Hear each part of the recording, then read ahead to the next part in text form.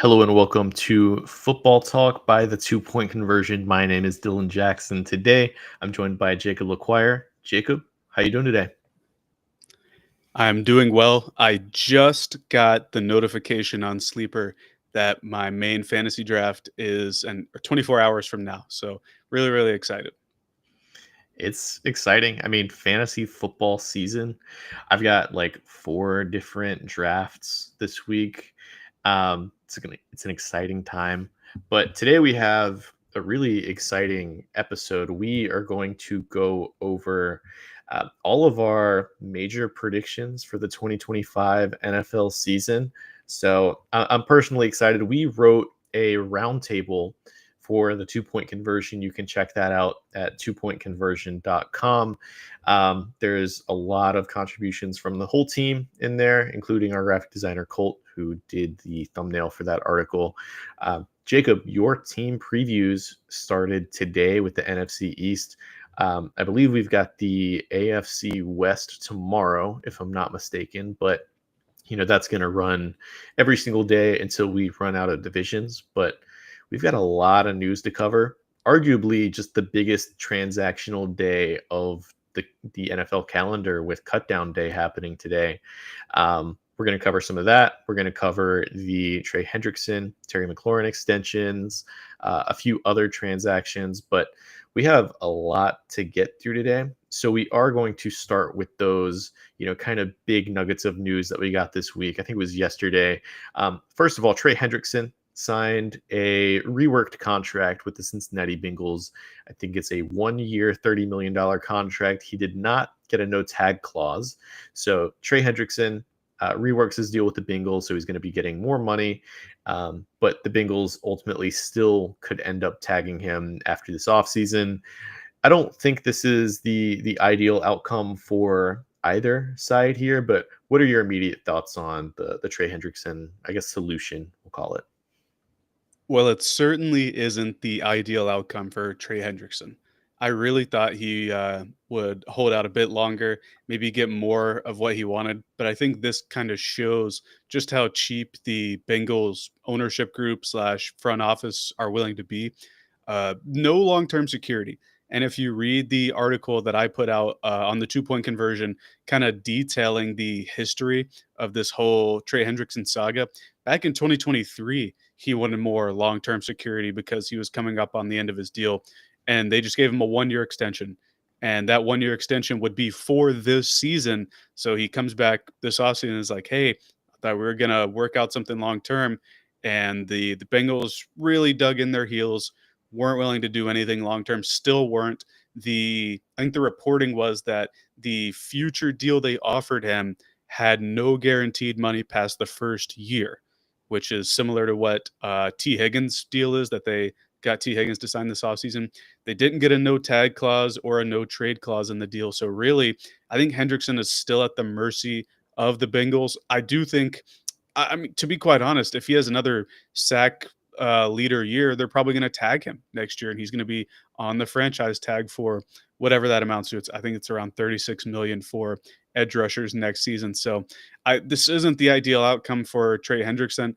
I think the Bengals kind of walked away the winners here, if either side could be a winner.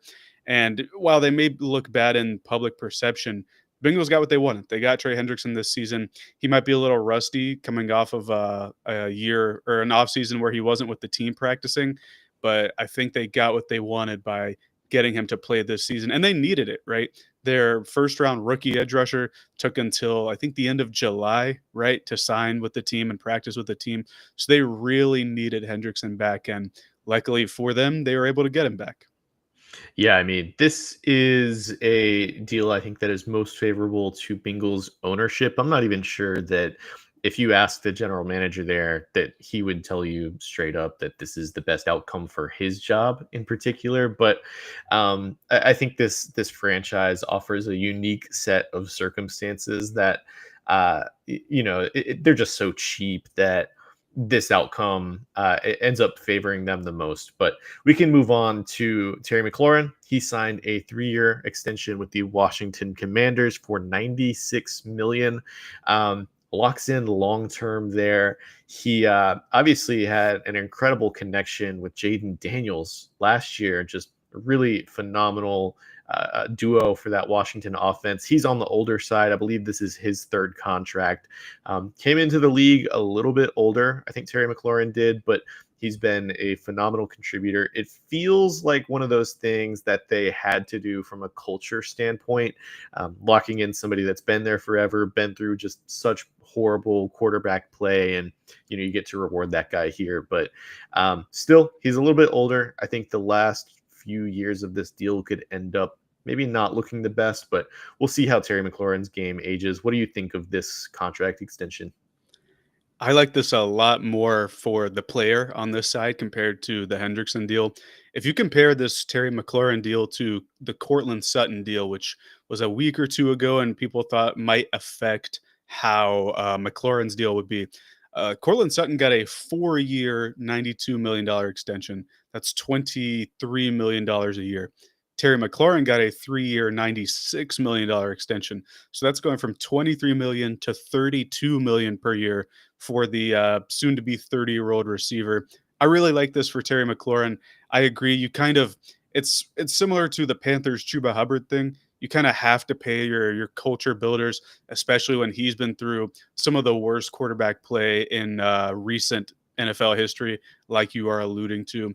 Really like that for Terry McLaurin, and I'm glad that they're able to get him in and ready for this season because a couple weeks ago we talked about some regression candidates, and one of the things that gave us pause about the Commanders this season was their lack of reliable or explosive weapons. If McLaurin wasn't going to play, that was going to be even worse, right? So just getting your reliable guy who I think had over 10 touchdowns this past year, 1,000-yard receiver, and is I almost said Terry McLaurin's number one guy, Jaden Daniels number one guy. I think you had to do it. Yeah, I mean, this is a team that added Debo Samuel. They drafted Jalen Lane. They obviously drafted Ja'Cory Krosky Merritt, who is getting Bill. all of the hype in the world right now. I mean, I definitely didn't see this coming, but they have some young talent there, but nobody on that offense is even close in terms of skill position guys to Terry McLaurin's skill level. So for them to get this done, it's going to help them out, especially in 2025 and 2026. So let's move on to a few other kind of news pieces that we got this week. Spencer Rattler today was named the New Orleans Saints starter over Tyler Shuck.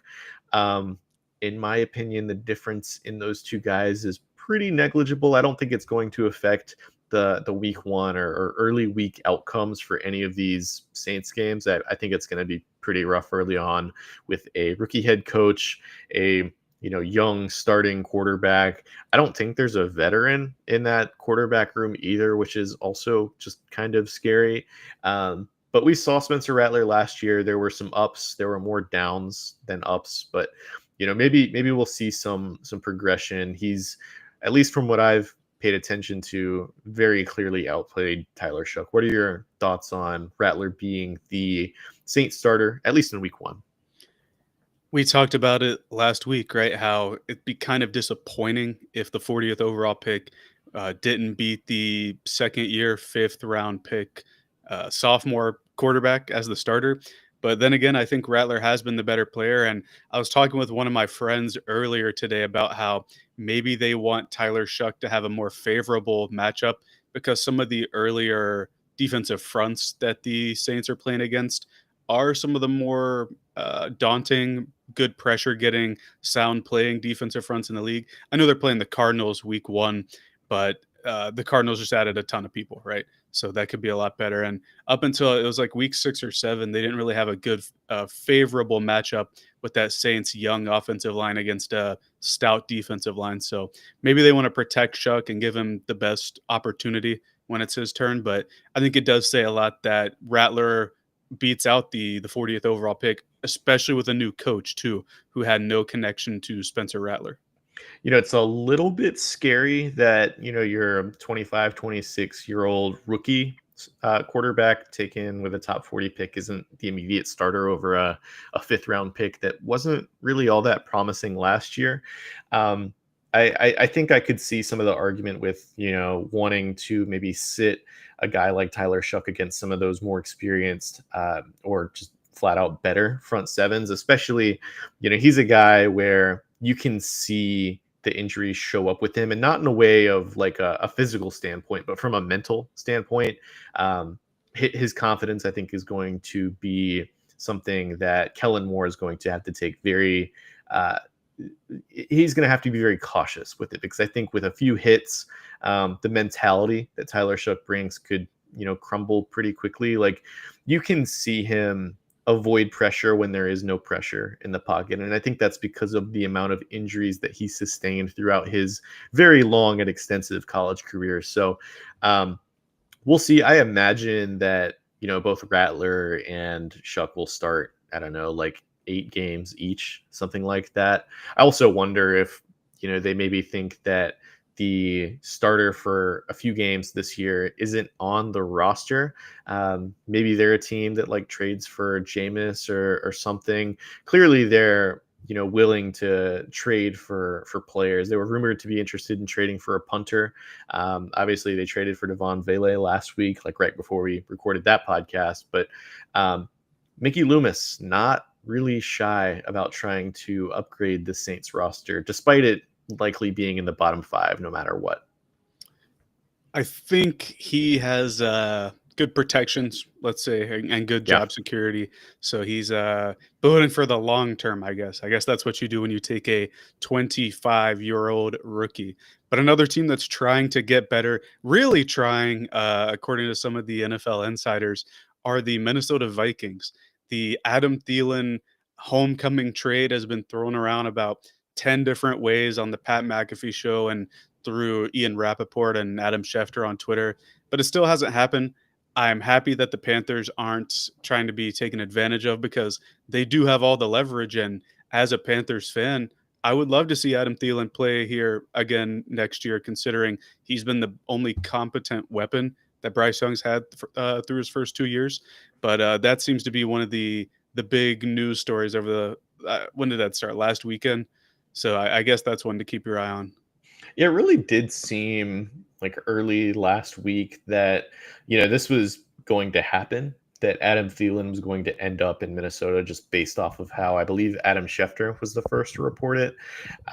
Especially with the amount of injuries. We touched on some of the names that were practicing with the first team at receiver for the Minnesota Vikings last week. Adam Thielen, though, incredibly reliable target for Bryce Young, and somebody that I think the Panthers are definitely going to prioritize, so long as the Vikings don't fork over, like, I don't know, if they offer a 3rd round pick, you have to take that. Even maybe a 4th round pick, probably I'd take that. But yeah, I mean, the Panthers hold leverage for the first time in a trade negotiation for, I don't know how long, like just maybe since Ever. I don't know. It's been an incredibly long time. But we'll see how it shakes out. If something happens, I definitely at this point don't think anything is going to. Speaking of reunions, though, Amari Cooper signed with the Raiders, 1 year, $3 million. This comes off the heels of Jakobi Meyers requesting a trade, probably some negotiation tactic there. But yeah, 1 year, $3 million.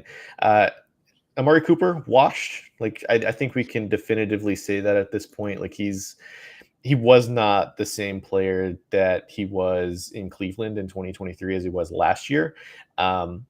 Once he got traded to Buffalo, it was like he was really struggling to beat press coverage, to create separation downfield. And I think if the Bills could do it over again, they probably wouldn't trade. I think it was a 3rd round pick for Amari Cooper last year at the deadline. So Amari Cooper to the Raiders. Do you have any thoughts on that, other than it being Alabama reunion? That's your guy, right? Yeah, he it's funny. That was my either junior or senior year of high school when he got drafted, and one of my friends was a West Virginia fan, and he said that Kevin White would go before Amari Cooper that year. I think Kevin White went 7th to the Bears, but Cooper went 4th to the Oakland Raiders at the time. Good reunion, I guess. They needed receiver depth, especially if Jakobi Meyers isn't going to be there. I think it's a bit late in the process to be doing trade requests on Jakobi Meyers' front, but maybe he can work something out. A few weeks. Yeah, yeah. What are we now? 9 days until the opener. Maybe you pushed that a month ago or something. But another reunion, Rasul Douglas to the Bills.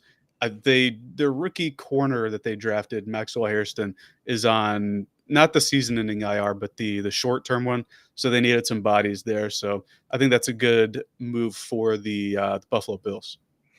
One more kind of transaction before we get to some pretty notable cuts. Caleb McGarry for the Atlanta Falcons was put on season-ending injury reserve with a, let's just call it an undisclosed leg injury. That is Michael Penix's blindside protector, somebody that the Falcons made sure to pay this offseason. That is a huge loss for a team that has a really, really critical season ahead of them. So, not what you want to see. Do you have any quick thoughts on Caleb McGarry? Well, we touched on it last week about how there's a lot that needs to break right for the Falcons to take that next step, and I think this is one of the things you don't want to see, especially with a not rookie but young QB who only had 3 starts going into his second season when they didn't have any other changes to the offensive side of the ball. I just saw their depth chart for weapons. It's the initial 53, and it might change, but we had mentioned it, like outside of Drake London and Kyle Pitts, you have guys like Darnell Mooney, Kadero Hodge, Davis Sills, the fifth. He was a waiver Wow. wire guy that I wanted, or an undrafted guy I wanted like 5 years ago in the draft. And then the tight ends, Kyle Pitts, Felipe Franks, and Tegan Corentano, who I think was a undrafted star a couple years ago. So they really need a lot to go right, and this is one of the things you do not want to see. Yeah, it's another key loss. Obviously, we've talked pretty extensively about how they lost Grady Jarrett in free agency. They just didn't really have any cap space to kind of maneuver around and add significant talent outside of the draft, and they only had like 4 or 5 draft picks going in. So we'll see if they can have some just natural progression from some of their young talent. But it's kind of scary if you're a Falcons fan right now and you don't even have your first round pick for next year. But some of the notable cuts that we had. First off, Isaiah Simmons cut from Green Bay after he signed a 1 year deal there. Um, it is what it is. I was really high on Isaiah Simmons when he was coming out. Um, Malachi Corley cut from the New York Jets just 1 year after being a third round pick. Juju Brents, former, I believe it's a second round pick out of Indy. Braden Swinson, I believe, is the highest drafted player that has been cut from today's, I guess, roster transactions. I think he was a fifth round pick this year for New England, edge out of LSU. I think we were both pretty high on him. He was on the draft guide. Pooh Paul, another fifth round pick cut from the LA Rams, and then Beanie Bishop, he was a Pittsburgh Steeler. I think he was their nickel corner last year, and he was actually pretty productive. So I'm pretty surprised that they let him go. Do you have any thoughts on any of those guys I just mentioned? I think it's always hard to cut someone from your rookie class, especially if you're going to be an organization based upon development. The Patriots, I kind of get because if I'm not mistaken, they had like 13 or 11 or 12 or 13 draft picks. So, and you can't roster so many players, right? There's only 53 spots. So that one just seemed like an unfortunate casualty. Chris Paul Jr., Pooh Paul for the Rams, their linebacking core outside of the starters isn't my favorite among the league. So maybe they just didn't, or they had better looks elsewhere there. That would, like, it wouldn't surprise me if Pooh Paul and Braden Swinson were among the top guys wavered. I think waivers go through on Thursday, right? I think it takes an extra day after cut day, I if think I'm not so, yeah. mistaken. So it wouldn't surprise me to see some of those guys be among the first players wavered. Yeah. So with all of that said, I know we just covered like the entire league's transactions for the last few days, but we can finally get into the fun stuff, the stuff that we prepared for today's podcast, and that is the predictions that we have for the 2025 NFL season. So we're going to go first off division by division. We're going to pick a winner for each division, kind of explain thoughts, maybe if there's a wild card team or 2 or 3 that we like from each division, that sort of thing. Just kind of an all encompassing just discussion for each segment. After we cover the divisions, we're going to go into our Super Bowl winner, who we picked, maybe the Super Bowl matchup, maybe the Super Bowl MVP, and then after that, of course, we're going to get into individual awards, Protector of the Year, Comeback Player, Coach, the Rookie of the Years, the Player of the Years, and of course MVP. So obviously our pick, maybe some guys that we also considered, but with that, we're going to go ahead and get into the division winners, starting with the Thursday night matchup, or at least their division. The division you actually previewed today for the 2-point conversion, 2pointconversion.com. Please go check that out if you have not already. Jacob did a great job kind of previewing each NFL team. He's going division by division, but yeah, let's go ahead and cover the NFC East. I'll let you kind of take the first stab at explaining your division winner, why you went with who you did, and anything that pertains to it. So the winner of this division hasn't repeated since the early 2000s, if I'm not mistaken. And the team that did it then was the Philadelphia Eagles. There's a lot of talk about a Super Bowl hangover, maybe, or one of the other teams rising in the division, but I can't see any of the teams in this division surpassing the amount of talent that the Eagles have. Even with some of the losses on defense, like Josh Sweat, Milton Williams, they have guys waiting for really for years to take the next spots there. And the guys that they did lose weren't heavy snap eaters because that team was just so deep. I think the young players continue to step up. I think the Eagles will win the division back to back for the first time since the early Andy Reid Eagles. Yeah, this team is incredibly talented. Just from top to bottom, the trenches, the quarterback, the weapons, the perimeter players defensively, um, top to bottom, this is genuinely just an incredibly talented team. I think Howie Roseman has done an incredible job making sure that this roster is sustainable. I'm also going to pick the Eagles. I think it's fairly straightforward. I could see either of the Commanders or Cowboys maybe making it. But I think the Eagles, they're just so unique in how they win. I think they had a record rushing rate last year, calling just an absurd amount of run plays for Saquon Barkley, for Jalen Hurts. I'm super excited to watch this team on Thursday to see if they're able to kind of continue what they ended up doing last year in the playoffs, ended up winning the Super Bowl. But do you have any teams, maybe not the Eagles, since we both picked them to win this division, that could end up making a playoff run or just make a wild card bid? Yeah, and just to get ahead of that opening matchup, because if the Cowboys win, we might look a little bit foolish, but I have the Cowboys as a strong wild card contender. Anytime that Dak Prescott's fully healthy, the Cowboys are just good. There's no other way around it. Yeah. Granted, they had Mike McCarthy all of those years, but Brian Schottenheimer was in the building for a good chunk of that time. So I really like the Cowboys. I'm a little bit down on Washington. Just some of the stuff we've talked about on past episodes. Go check those episodes out. But I really think that the Cowboys' offensive growth with Dak being back, with George Pickens hopefully bringing an extra element to that offense, I'm excited about that. My only hesitation is if they get a Parsons deal done or if Brian Schottenheimer can't come up with new creative looks for that offense. Yeah, I think the Cowboys are incredibly talented. They've invested heavily in their offensive line. Dak Prescott, when he's healthy, is probably a top 10 quarterback in the league. I know some people will debate that, but when he's healthy, this offense typically is a top 5 unit. I think that's fair to say.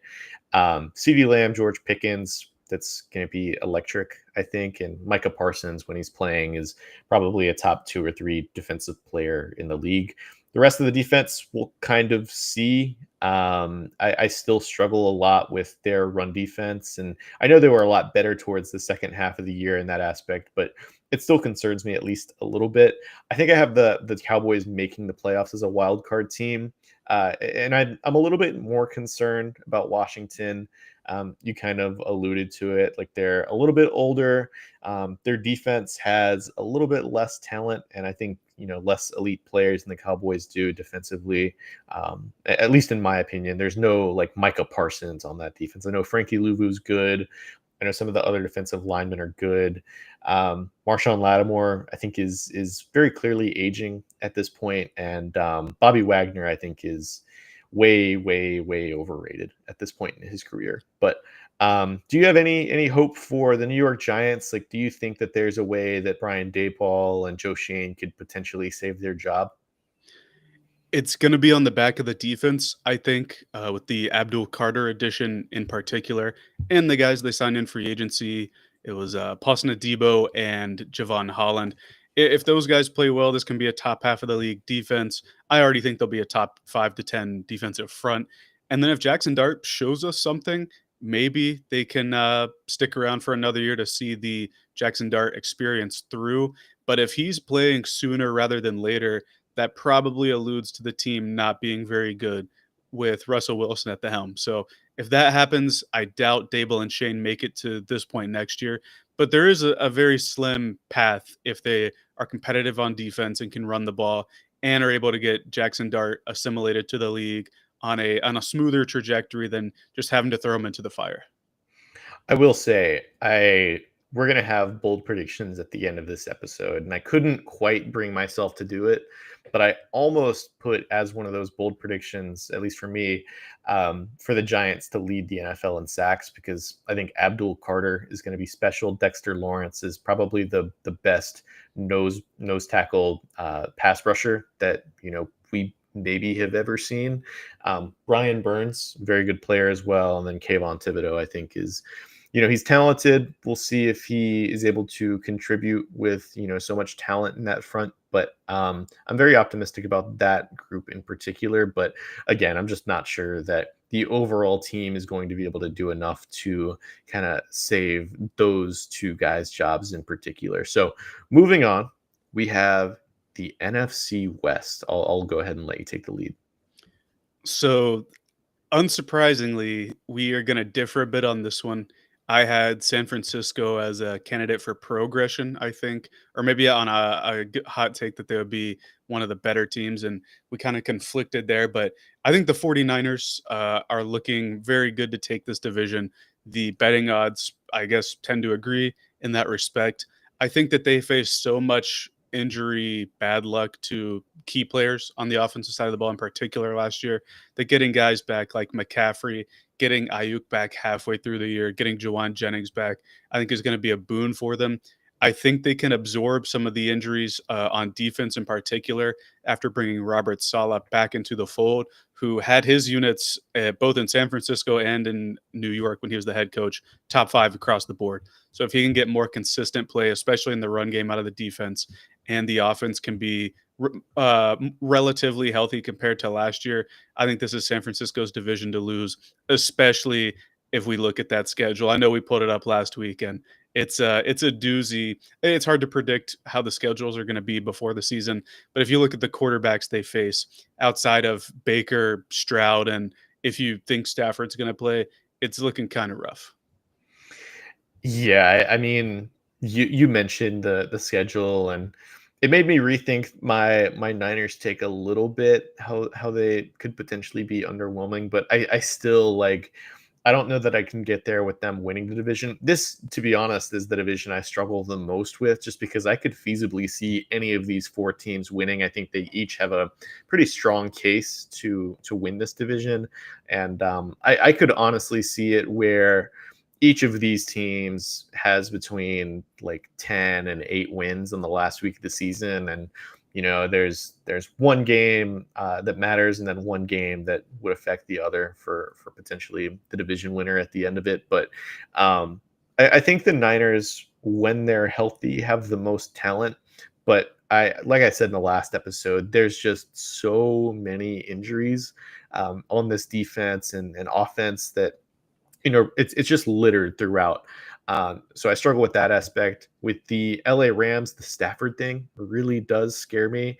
Like it's a back injury. If it were almost any other part of the body, I would be a little bit less concerned. But for a quarterback that's already probably very close to retiring, and one that's I think been pretty reliant on physical ability and he's taken a lot of hits over the years.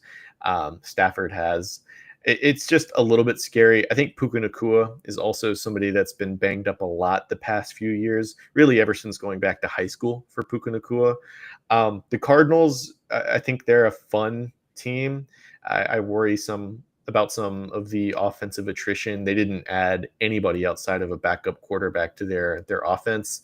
Um, Seattle. I have lived through the Sam Darnold experience.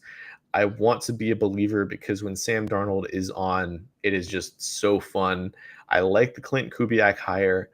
The Darnold thing scares me a lot. I think they have arguably the best defense of all four of these teams. Like, top to bottom, that defense, the depth, the starters is just stacked.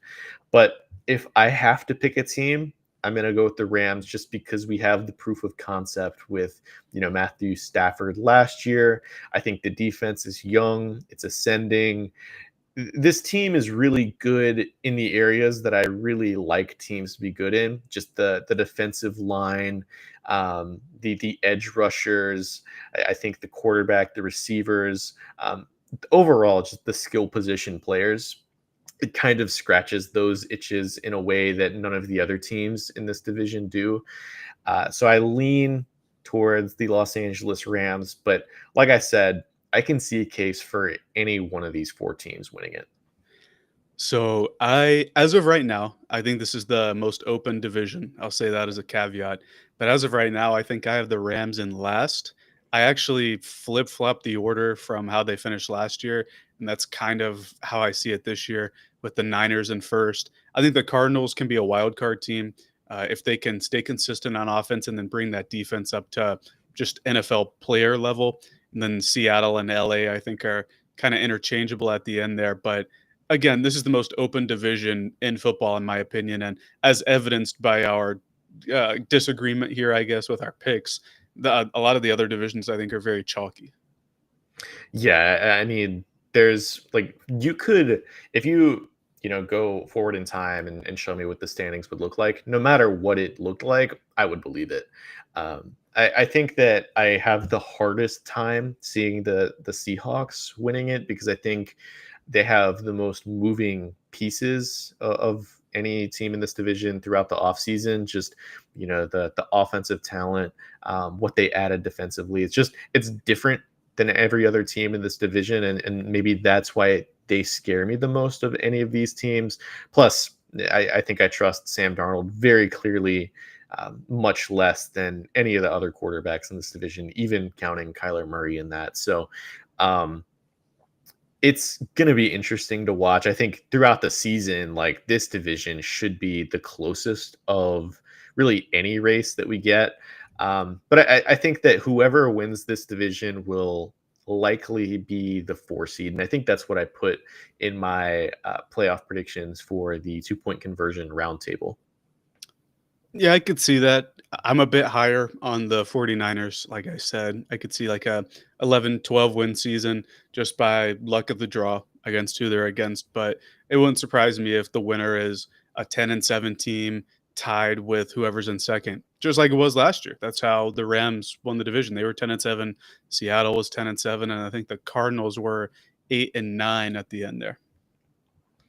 Jacob, I think it's time to spread some Panthers propaganda.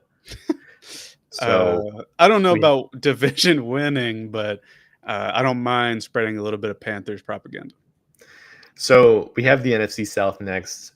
This has kind of been regarded as a laughing stock over the past, I don't know, half decade, right? Like it's always been the Buccaneers as the odds-on favorite every single year, and then Atlanta, New Orleans, Carolina just lagging behind them. Usually Carolina's in last just because that's how it's gone since 2017, but not this year. This year we have the Saints in last place, which I don't think either you or I are going to dispute that they're likely to finish last place in this division. And then you have the Bucks, Falcons, Panthers as the potential playoff appearances here. And I think I think it's safe to say that the Buccaneers are likely to win this division. They have just an incredible amount of talent.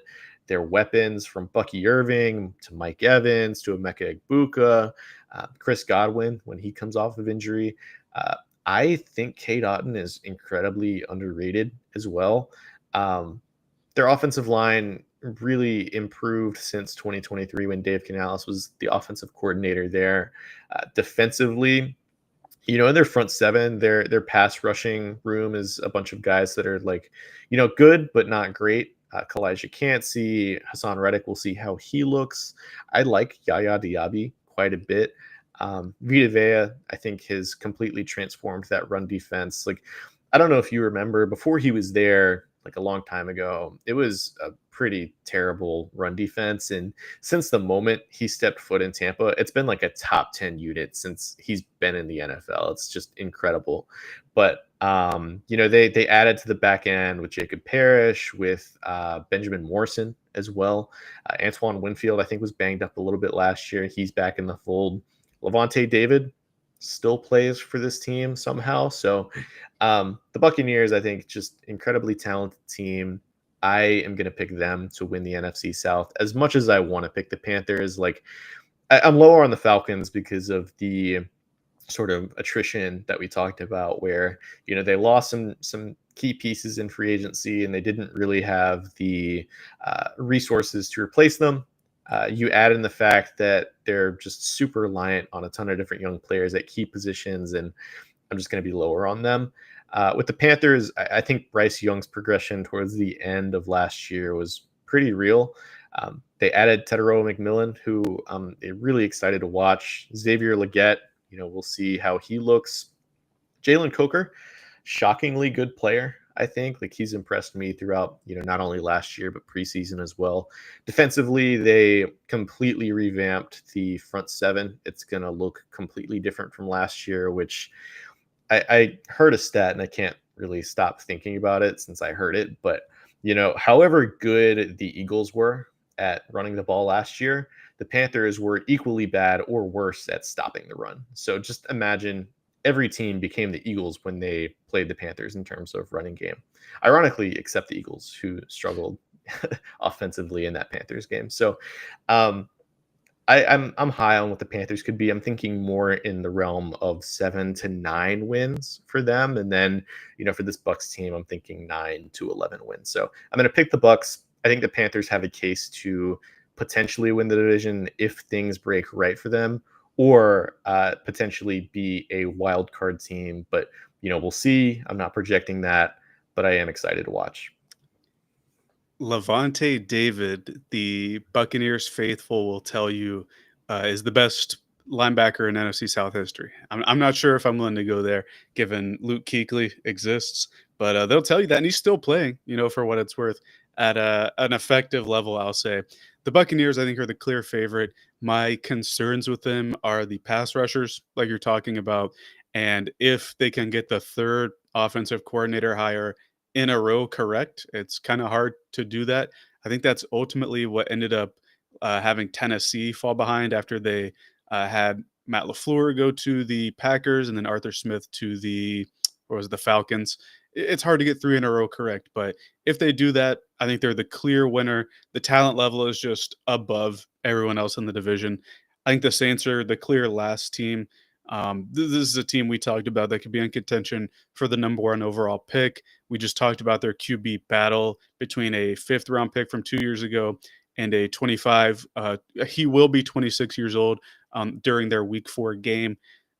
We know what the Saints are at this point. So it really comes down to the Falcons and the Panthers for second place. And like I touched on last week, I just think there's so much more, or there is so much more of an avenue to improve for Carolina than there is for Atlanta. Atlanta, it's like all the same players have to get better, plus the rookies have to contribute.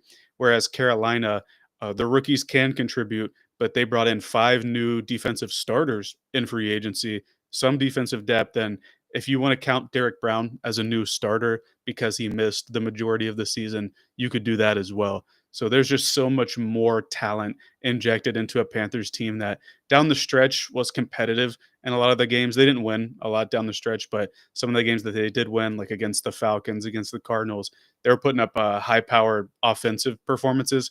I'm not sure if that'll continue every week, but they're certainly more balanced, I think. And I think they have enough horses in the stable to be able to get to second place in this division. I think like 7, 8 wins is fair for the Panthers. And I would love for the Panthers to win the division or win a wild card spot. I just think we're maybe 1 year away, like one more draft and one more like good free agency away from being able to compete with a team like the Bucks, to be able to be in like a Parsons trade discussion or those kind of, or Trey Hendrickson trade discussion. Because while I would love Parsons or Hendrickson to be on the team now, I think it might be just a little irresponsible if we add somebody like that and then still lose to the Buccaneers. You know what I'm saying? Because the talent level or the talent difference is still there. So I'm going to go with the Bucks, but I do think the Panthers have a good chance to finish second in the division. Trading for Trey Hendrickson would be such a Scott Fitterer move, in my Yeah. opinion. But we can move on to the NFC North. We have three teams up top who they're all like just really good. And then you have the Bears who exist in this division as well. We'll see what Ben Johnson can do. I don't think either of us are going to pick the Bears to win this division. As much promise as they have. Uh, so I think it's really just going to come down to the Lions, the Packers, the Vikings. Who are you going to end up picking with this? Like I said a couple weeks ago, I go back and forth every single day with this division between those three teams. I'm ultimately going to go with the Packers. I think they're probably the most consistent in terms of turnover, new faces at key positions, new coaches, that sort of thing. So I think the Packers can do it. They were right there last year too. It wasn't like the Lions were just so far above everyone else. Packers were 12-5, and if their 1-5 division record went just a little bit different, this could have been a team that we were talking about was the number one seed in the NFC last year. I just think that they have enough consistency. I think they brought in good talent or good enough talent for them because they don't like to spend in free agency. They brought in adequate starters. They drafted a receiver in the first round since first time since I think 2002. So they expect high things from him. So I really think this is the Packers' year. I just saw like 30 minutes ago that Ricky the Dog, the People's Insider, tweeted that the Packers have a trade offer for Parsons that would pay him north of 45 million a year. I doubt the Cowboys trade Parsons, but this seems like how I talked about the Panthers weren't really ready. This seems like a team that's ready to be able to compete with some of the best teams. I am so ready for the Micah Parsons extension to hit like 2 or 3 days before they open No, the season against the it's gonna Eagles. be that day because I think the Dak Prescott one was that day, that Sunday, and CeeDee Lamb for that matter. So it's gonna be that day, but we can still dream that he'll be somewhere else. So I wanna start with the Bears because I think that they have had a ton of turnover, especially offensively. Like they have a ton of new starters, or I guess some new starters, especially on the offensive line. Traded for Joe Tooney, traded for Jonah Jackson. They signed Drew Dahlman, so that's a completely new interior offensive line. They draft Colston Loveland with a top 10 pick. They draft Luther Burden with the top 40 pick. So there's a ton of talent that's been added to this Bears team, but rookie head coach. I just think that it's going to take a while for this Bears team to kind of get in the flow of things. I'm not saying that they can't be good later down the road, like maybe next year, the year after, or something like that. But in a division that's so tough, and when you have a rookie head coach and some of the games that the Bears have to play, like it's not an easy schedule, especially to open the season. I just think that they're going to struggle a little bit this year, maybe 7 or 8 wins potentially, depending on how these divisional games go. But, you know, of the top three teams, I'll say that the two that scare me a little bit more are the Detroit Lions and Minnesota Vikings for different reasons. I think, you know, you point to the Lions and, you know, two new coordinators, obviously Ben Johnson, we just talked about, went to the Bears. Aaron Glenn, now the head coach of the New York Jets. Both of those guys were incredible coaches, and I trust Dan Campbell to replace his coordinators, but ultimately, I can't cross that off the list of concerns until we see it in action. Um, that Lions team is just stacked. It will always be stacked. Amon-Ra St. Brown, Jahmyr Gibbs, Jameson Williams, Sam Laporta, Jared Goff, Montgomery. arguably the best offensive line in football. We'll talk about one of those guys a little bit later. Um, the defense is hopefully going to be fully healthy by the time the season starts. Aiden Hutchinson is back. Brian Branch. Like there's just so many dudes on both the offense and defense for the Lions. With that said, I have trouble finding reasons to believe that this offense, even with all of that talent, is going to be as explosive and as efficient as when Ben Johnson was the offensive coordinator. So I have concerns there. Now, week one could come and that could be completely just, I could be blown away by what they're able to do. But as of right now, it's just, they're not going to be able to prove it until the season starts. And I just have more questions about them than the other two teams. The Minnesota Vikings. I have one big question mark, and that's JJ McCarthy. I I'm pretty sure you were similar in your evaluation of JJ McCarthy, but I didn't have a first round grade on him coming into the NFL draft. I thought he was more of a day two quarterback prospect. He's somebody that I understand the vision with him. Very physically gifted, ran in an NFL offense at Michigan. He, I think, could prove to be a starting NFL quarterback and, maybe even an above average NFL quarterback. And I understand that Kevin O'Connell has worked his magic with quarterbacks before. We still haven't seen it. And I'm a little bit concerned with, how the Vikings were supposedly in on Aaron Rodgers or, maybe in on trying to bring Sam Darnold back. Just some of those whispers that we heard over the NFL offseason that hasn't left my mind yet. I think the defense, though, this might be a top 5 defensive unit in the NFL. Honestly, I'm a little surprised they traded Harrison Phillips, but just the talent defensively, especially in the front seven, like they've got some dudes, and they didn't really even utilize their top 20 draft pick from last year. Hopefully, we get to see a little bit more of Dallas Turner this year. Incredibly gifted player. We'll see how it works out, but my main question mark with them is the quarterback.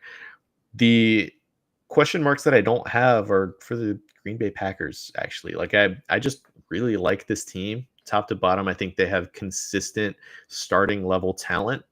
And I think the addition of Matthew Golden to this offense gives them an element that they didn't already have, or at least didn't already consistently have. Christian Watson was incredibly effective in this offense when he played, but those games are few and far between. And I believe Christian Watson is actually injured right now, if I'm not mistaken. Jeff Hafley, I think, really improved this defense from 2023 to 2024. They added some talent this offseason in Nate Hobbs and some other guys. Bo Melton, by the way, is going to be playing corner for this Green Bay Packers team. I just think that's really fun. But Jordan Love, I think, is the best quarterback in this division. I really trust Matt LaFleur. I'm just most enthused about this Green Bay Packers team, and I have the least questions about it of any NFC North team. So I know that's a very, very long explanation, but I'm going to be picking the Packers here.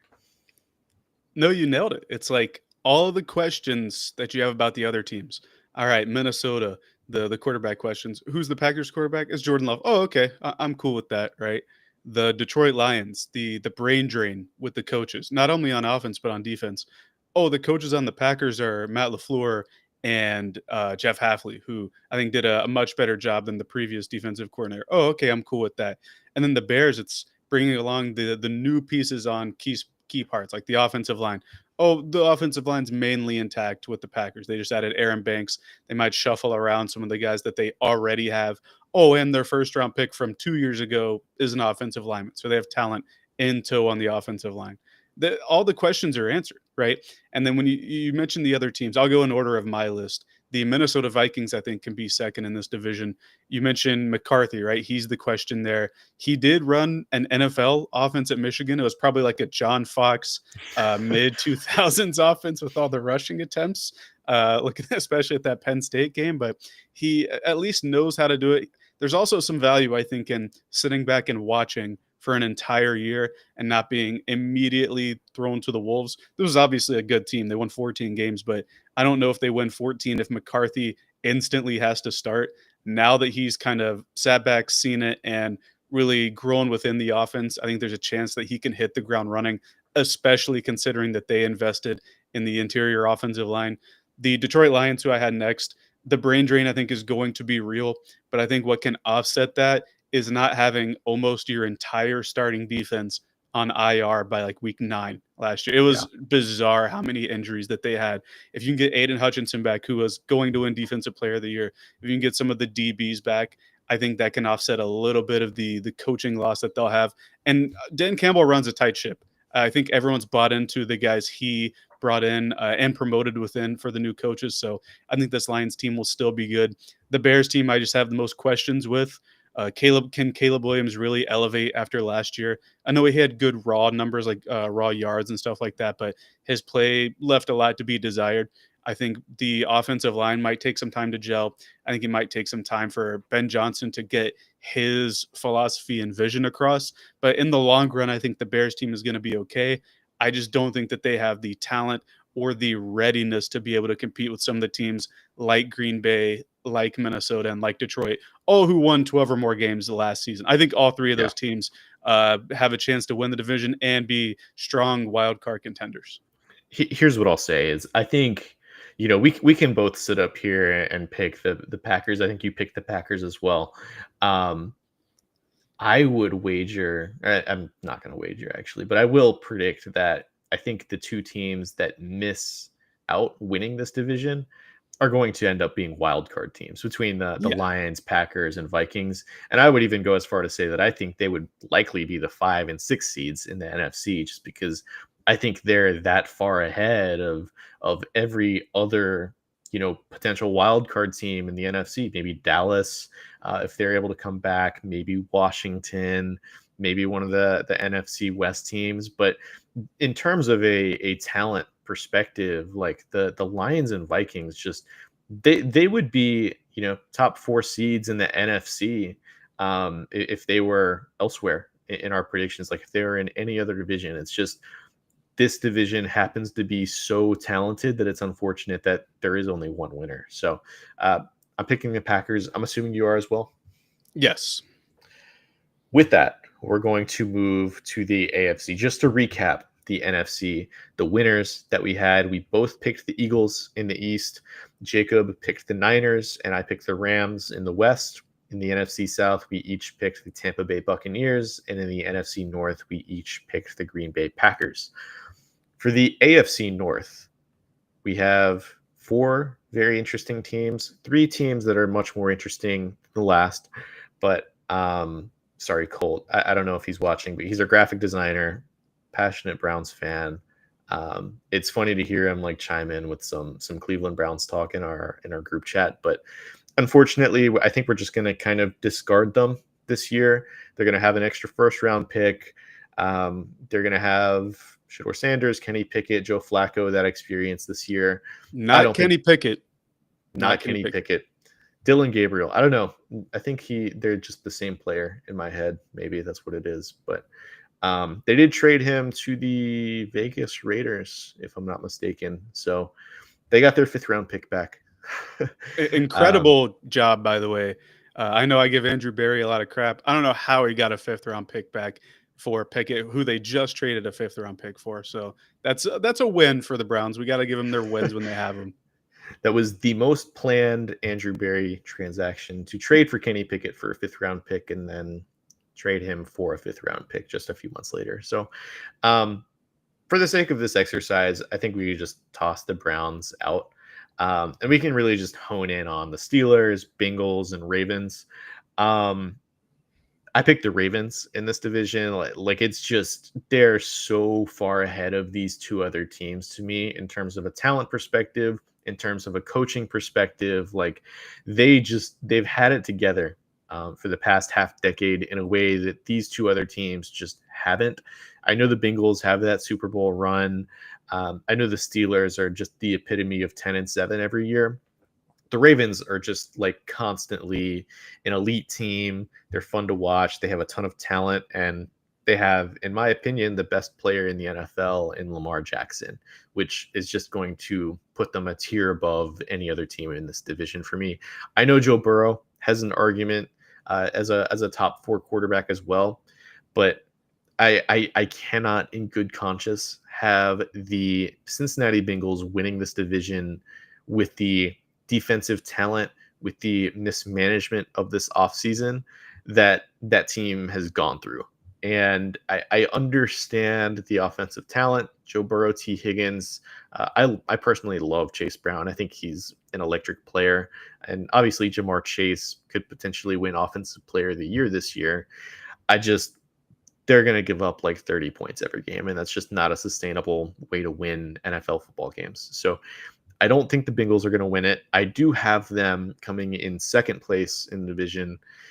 The Steelers, man, they're really hard to nail down. I think like DK Metcalf is just from a pure talent perspective, I think a $30 million lateral move from what was already in this offense in George Pickens.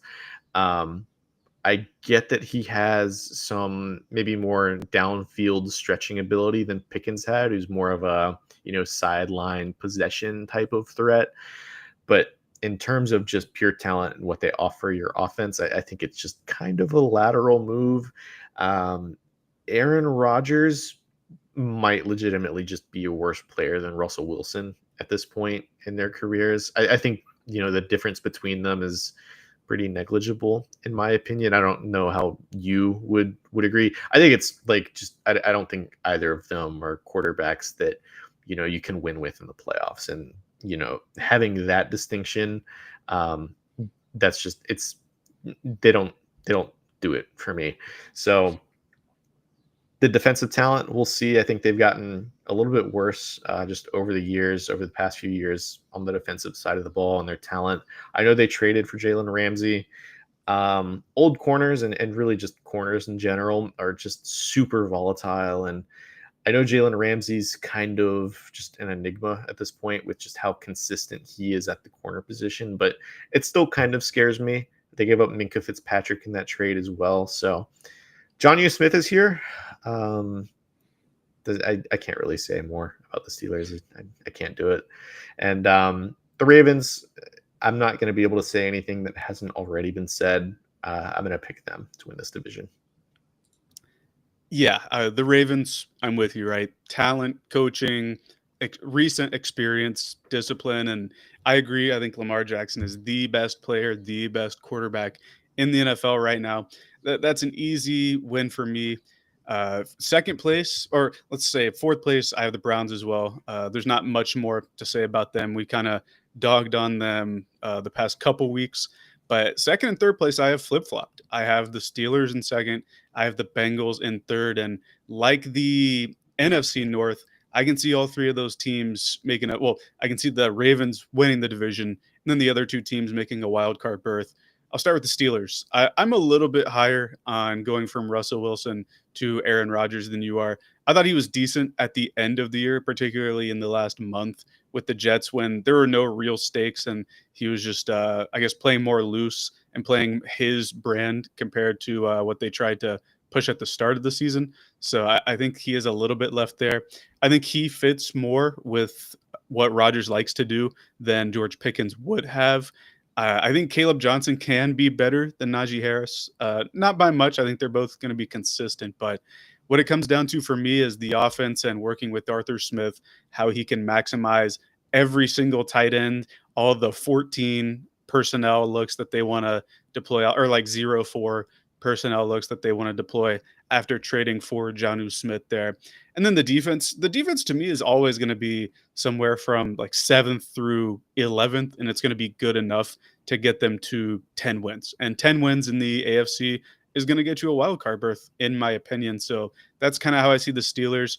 I don't think they're going to be world beaters, but as of late, they're always a sneaky bet to win the division in the regular season, and the Ravens always pull through. I think it's going to be something like that again. The Bengals, I actually think it's hard for them, or it's hard for the offense to be better than it was last year. If they were winning more games, Joe Burrow might have won the MVP just with the raw numbers he was putting up. But I think that if the defense can improve, and that is like 15 enormous asterisks, but there's a path for it, especially if the rookie players can be productive in year one. They bring back Trey Hendrickson, which is something that they desperately needed. And I think that this team could also be a 10-7 win team and sneak into the wild card. But similar to the how we talk about the Atlanta Falcons, there's just so little room for error with this team. You mentioned them having to score 30 points per game to win and how that's not sustainable. It would sure be fun. I would like to see that as an impartial viewer, and they might have to do that this season, like how they had to in pretty much every division contest last year. But I think there's a path for them to make the playoffs. I'm rooting for them to be like the seventh seed, but I would have it as Baltimore, Pittsburgh, Cincinnati, and then the steep drop off, and then Cleveland. If you're watching on Twitter right now, we have some of the betting odds pulled up, and you can just see the difference between they have Pittsburgh in third right now, and then where Cleveland is in fourth. Yeah, I'm going to agree with you. I think that Baltimore is going to win it. I'm going to have the Bengals above the Steelers just because I think the Bengals have a little bit better high end talent. I definitely think that the Steelers' offense is significantly better of a unit than the Bengals' defense, but that's probably just because the Bengals' defense is likely to be like one of the 2 or 3 worst units in the league. Yeah, the Browns. I wish them luck in we'll call it the Lenora Sellers sweepstakes. So moving on to the AFC East. This one is, in my opinion, very straightforward. I think you agree. I have the Buffalo Bills winning it. Their offensive line, I think, other than the MVP quarterback on this team, I think the offensive line is the real strength of this team. It was just dominant last year in both the run game and in pass protection. The pass catchers are good enough. Khalil Shakir is pretty good. Keon Coleman, hopefully we'll see some development from him. I don't love Dalton Kincaid, but I think Dawson Knox is like an average starting tight end. Defensively, they added Joey Bosa, which is fun.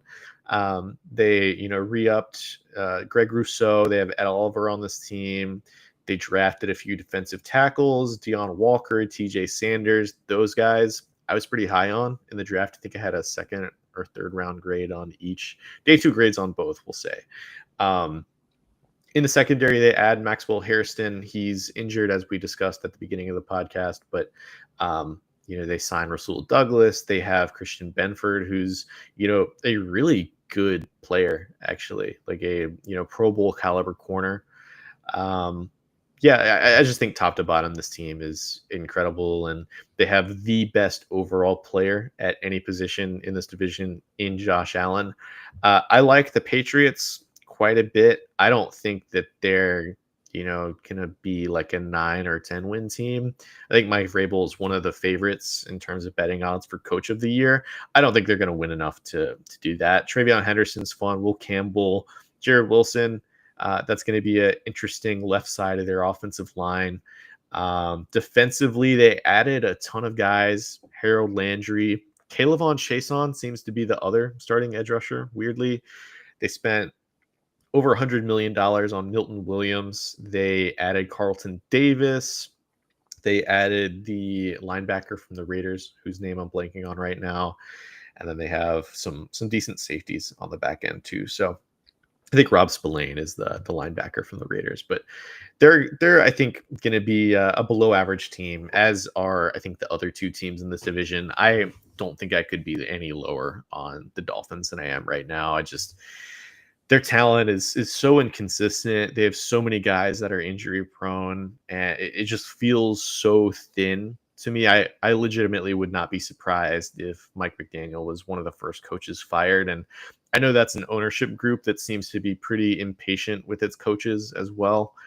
The New York Jets, as much as I love Aaron Glenn, as much as I love their draft class between Mason Taylor, Armand Membu, Azariah Thomas, I think that it's just going to be a little bit too poor offensively. I think the run game is going to be very, very fun between Fields, Brees Hall, Braylon Allen. I think could be like kind of a semi breakout guy. I think he's actually a better player than Brees Hall, but you didn't hear that from me.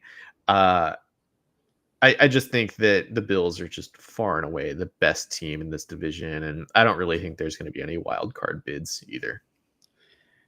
I like how you whispered the Braylon Allen thing as if to try to hide it because our fantasy draft is next Monday or something like that. Braylon Allen will be on my radar for what it's worth, but I have to agree with a lot of the stuff. The Buffalo Bills are just cut and dry, the best team in this division.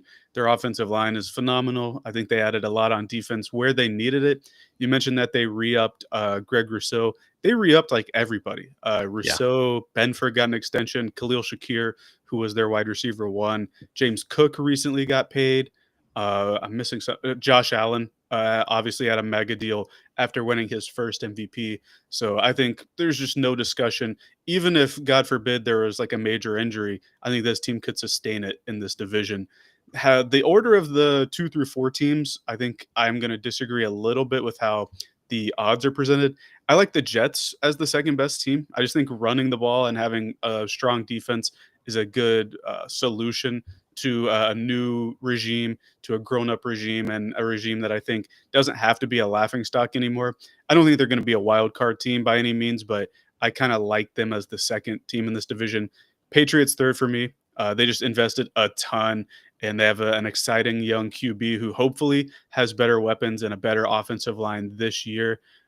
That's going to be a fun exercise on how much or how many wins money can buy based on their investment. Because if you remember a couple years ago, during Mac Jones's rookie year, they went from what were they with Cam Newton 7-9 maybe to 11-5, and they spent the most money ever in the history of free agency. They probably topped it this year, but I wonder how this year's jump is going to look with some of the talent they've brought in. And then you mentioned 2 or 3 weeks ago with the Dolphins, the vibes are all time bad with this team, and it just wouldn't surprise me if the floor falls out from underneath them. If by week 5 we have more Tyreek Hill stuff at the podium where he says, I think we should play this tight end over Darren Waller on third downs or something like that, or if he requests a trade, something. I don't know. There's a lot that could go wrong with them, and like you said, it wouldn't surprise me if Mike McDaniel is not the head coach for the entire season. But the Dolphins for me are the clear bottom team, and I think this could be another team in contention for one of those top QBs in the 2026 draft. That would be quite the change from just a year ago with Tua getting I think it was a 4-year, $200 million contract, if I'm not mistaken, to the Dolphins potentially taking a quarterback in the upcoming 2026 NFL draft. But yeah, I think we kind of nailed it with this division. It's just so straightforward compared to just like the NFC North, which we spent so much time on. But yeah, I think the Patriots. The reason I'm going to have them second in this division is just because of my pure and just unwavering faith in Drake May as a player.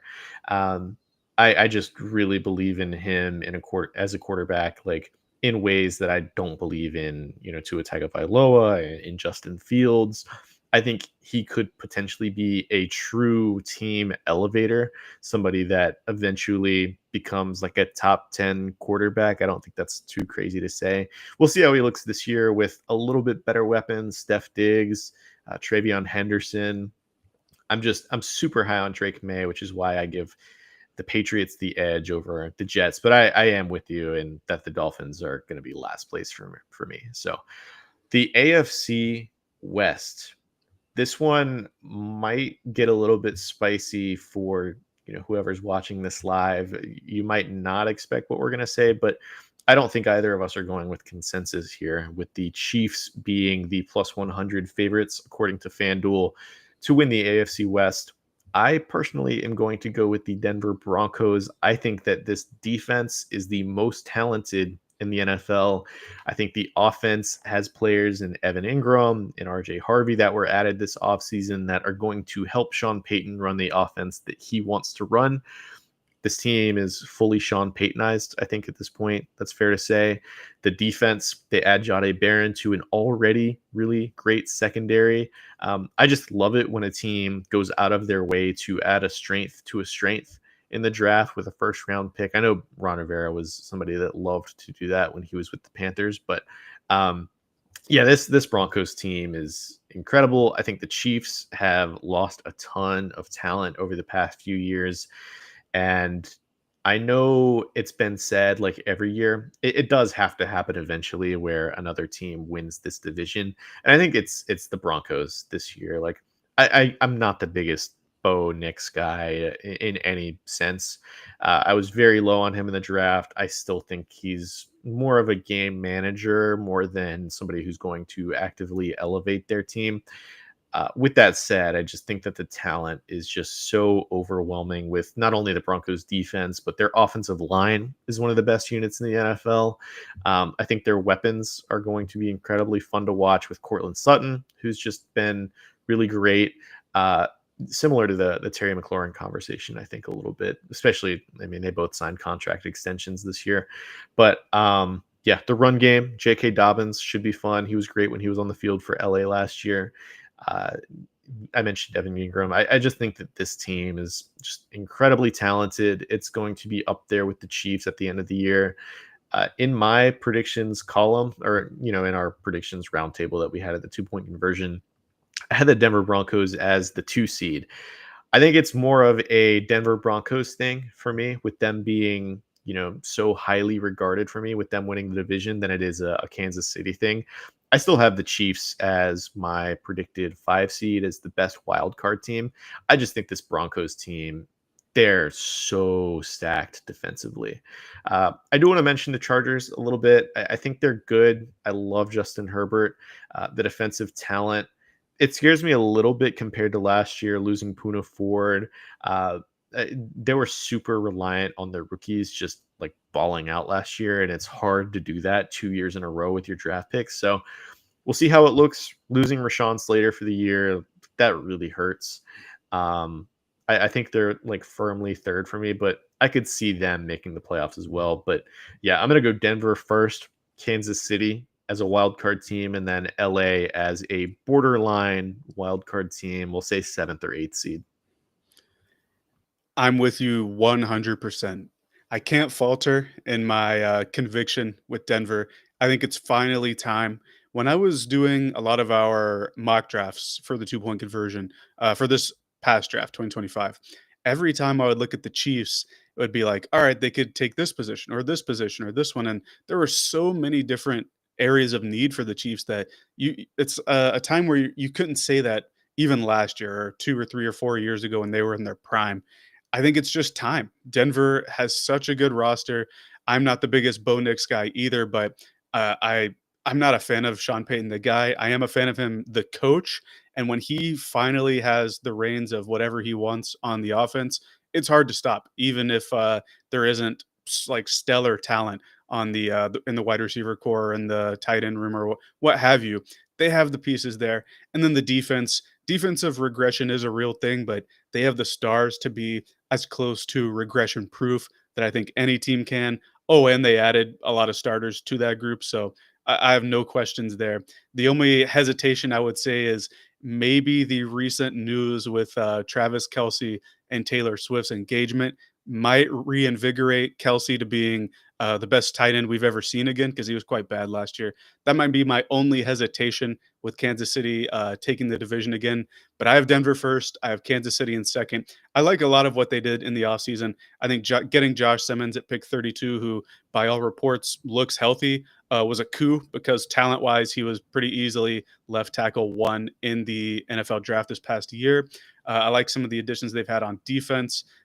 Mainly like Ashton Gelati. I wasn't super big on Omar Norman. I know you have your reservations about him as well. The Chargers are in third to me. I look upon Herbert a bit more favorably over the past couple of weeks than maybe I have in the past, and I think they can make a playoff run as well.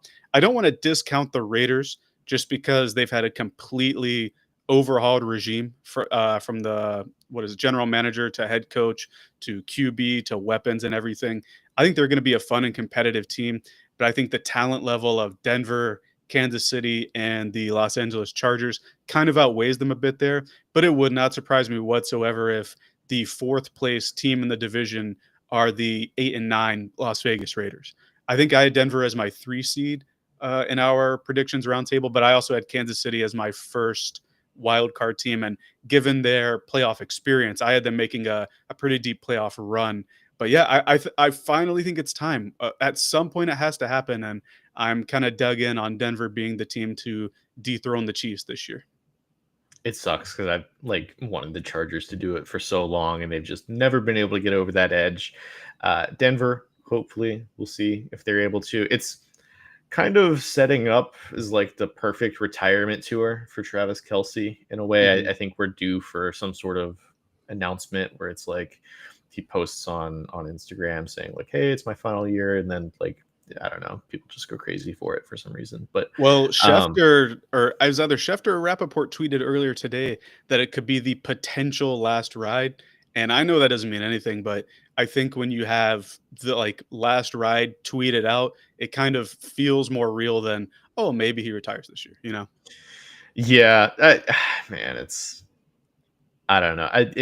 He honestly might not even be the best tight end on that team if we're being honest at this point. Like it might be Noah Gray. He is like a legitimately good player. Maybe I won't go that far with it. I think I've said that on 2 straight podcasts now, but yeah, I guess I'm just a bigger Noah Gray fan than everybody else. But moving on to the last division that we have, I know we're 75 minutes through, and we haven't even gotten to the actual like award-winning predictions yet. Um, the AFC South, we have this might be like pretty close odds compared to the rest of the AFC division. Houston is the leader as expected, with Jacksonville, the Colts, and the Titans each having pretty long odds compared to the Colts. So I'll go first here. I'm going to pick the Texans. It's really hard to see any of the other 3 teams, making any sort of push in this division. I think Jacksonville probably has the best chance to, just because of the coaching change, the addition of Travis Hunter, even though he has only one player. And if you look at the additions that this team made outside of Hunter, there really wasn't that much that they did, especially on the offensive line, which was arguably their weakest link last year. Um, I'm a little bit hesitant on Jacksonville, but I do think that they're a better team than Indianapolis and Tennessee. I like Cam Ward. I think that the improvements made to the offensive line over the past few years have been, especially this offseason, have been like truly game changing for that team potentially. They don't have any weapons though, which Calvin Ridley is going to catch like 150 passes this year potentially. The defense, we'll see. They have some older guys. Jeffrey Simmons, I think L'Jarius Sneed is on that team too. So there's some guys there.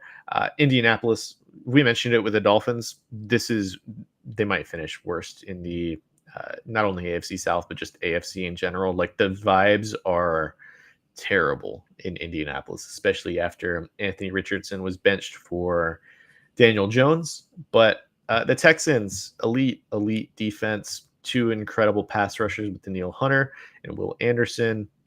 I like Aziz Al-Shire quite a bit. Derek Stingley, one of the 2 or 3 best corners in the NFL.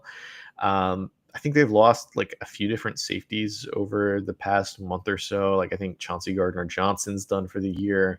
I think Jimmy Ward was placed on commissioner's exempt list today. I think they'll be able to scheme around that sort of thing. Still a little bit concerning, but we'll see.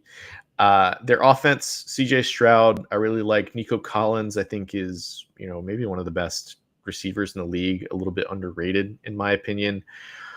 The real question with the Houston Texans, and I don't even question it in terms of them getting out of this division. I question it more so in the sense of, okay, how far could they make it in the playoffs? Their offensive line is, at least from a talent perspective, just bad. And I get that changing up the play caller, the offensive coaching staff can do wonders for an offensive line, but we're talking about like going from Laramie Tunsil to Cam Robinson, and like this team has Ed Ingram starting.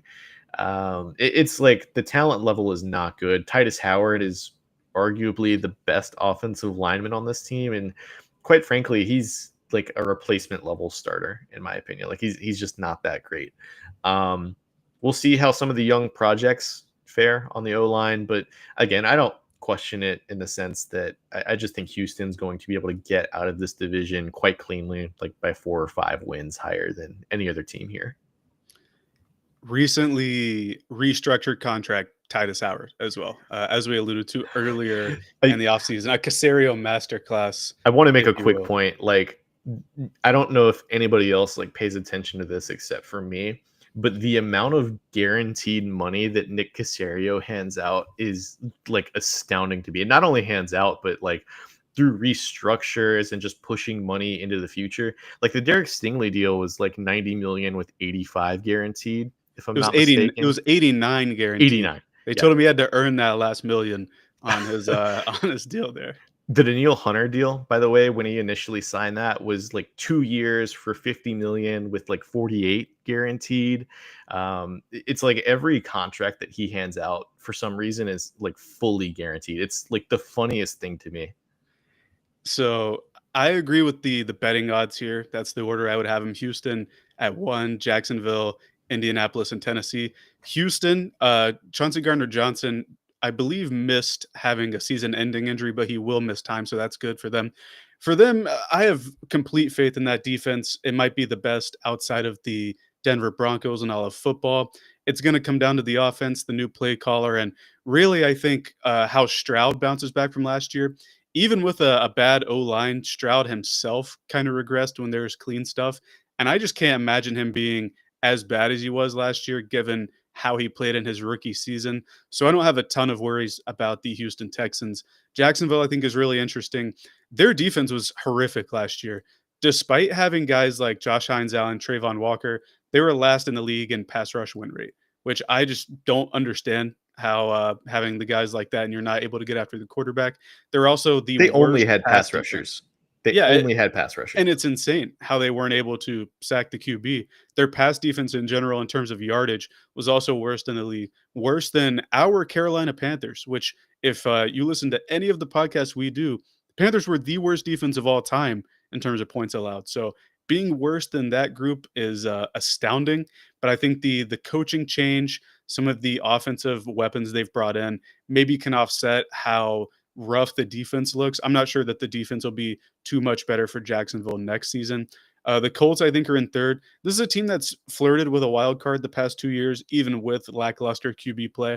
So I find it hard to believe that they'll crater completely. We kind of gassed up their supporting cast outside of the quarterback last week, and I stand by that. I think they have a good situation for a lot of QBs. If they were going to get a rookie QB, there could be worse situations. You know what I mean?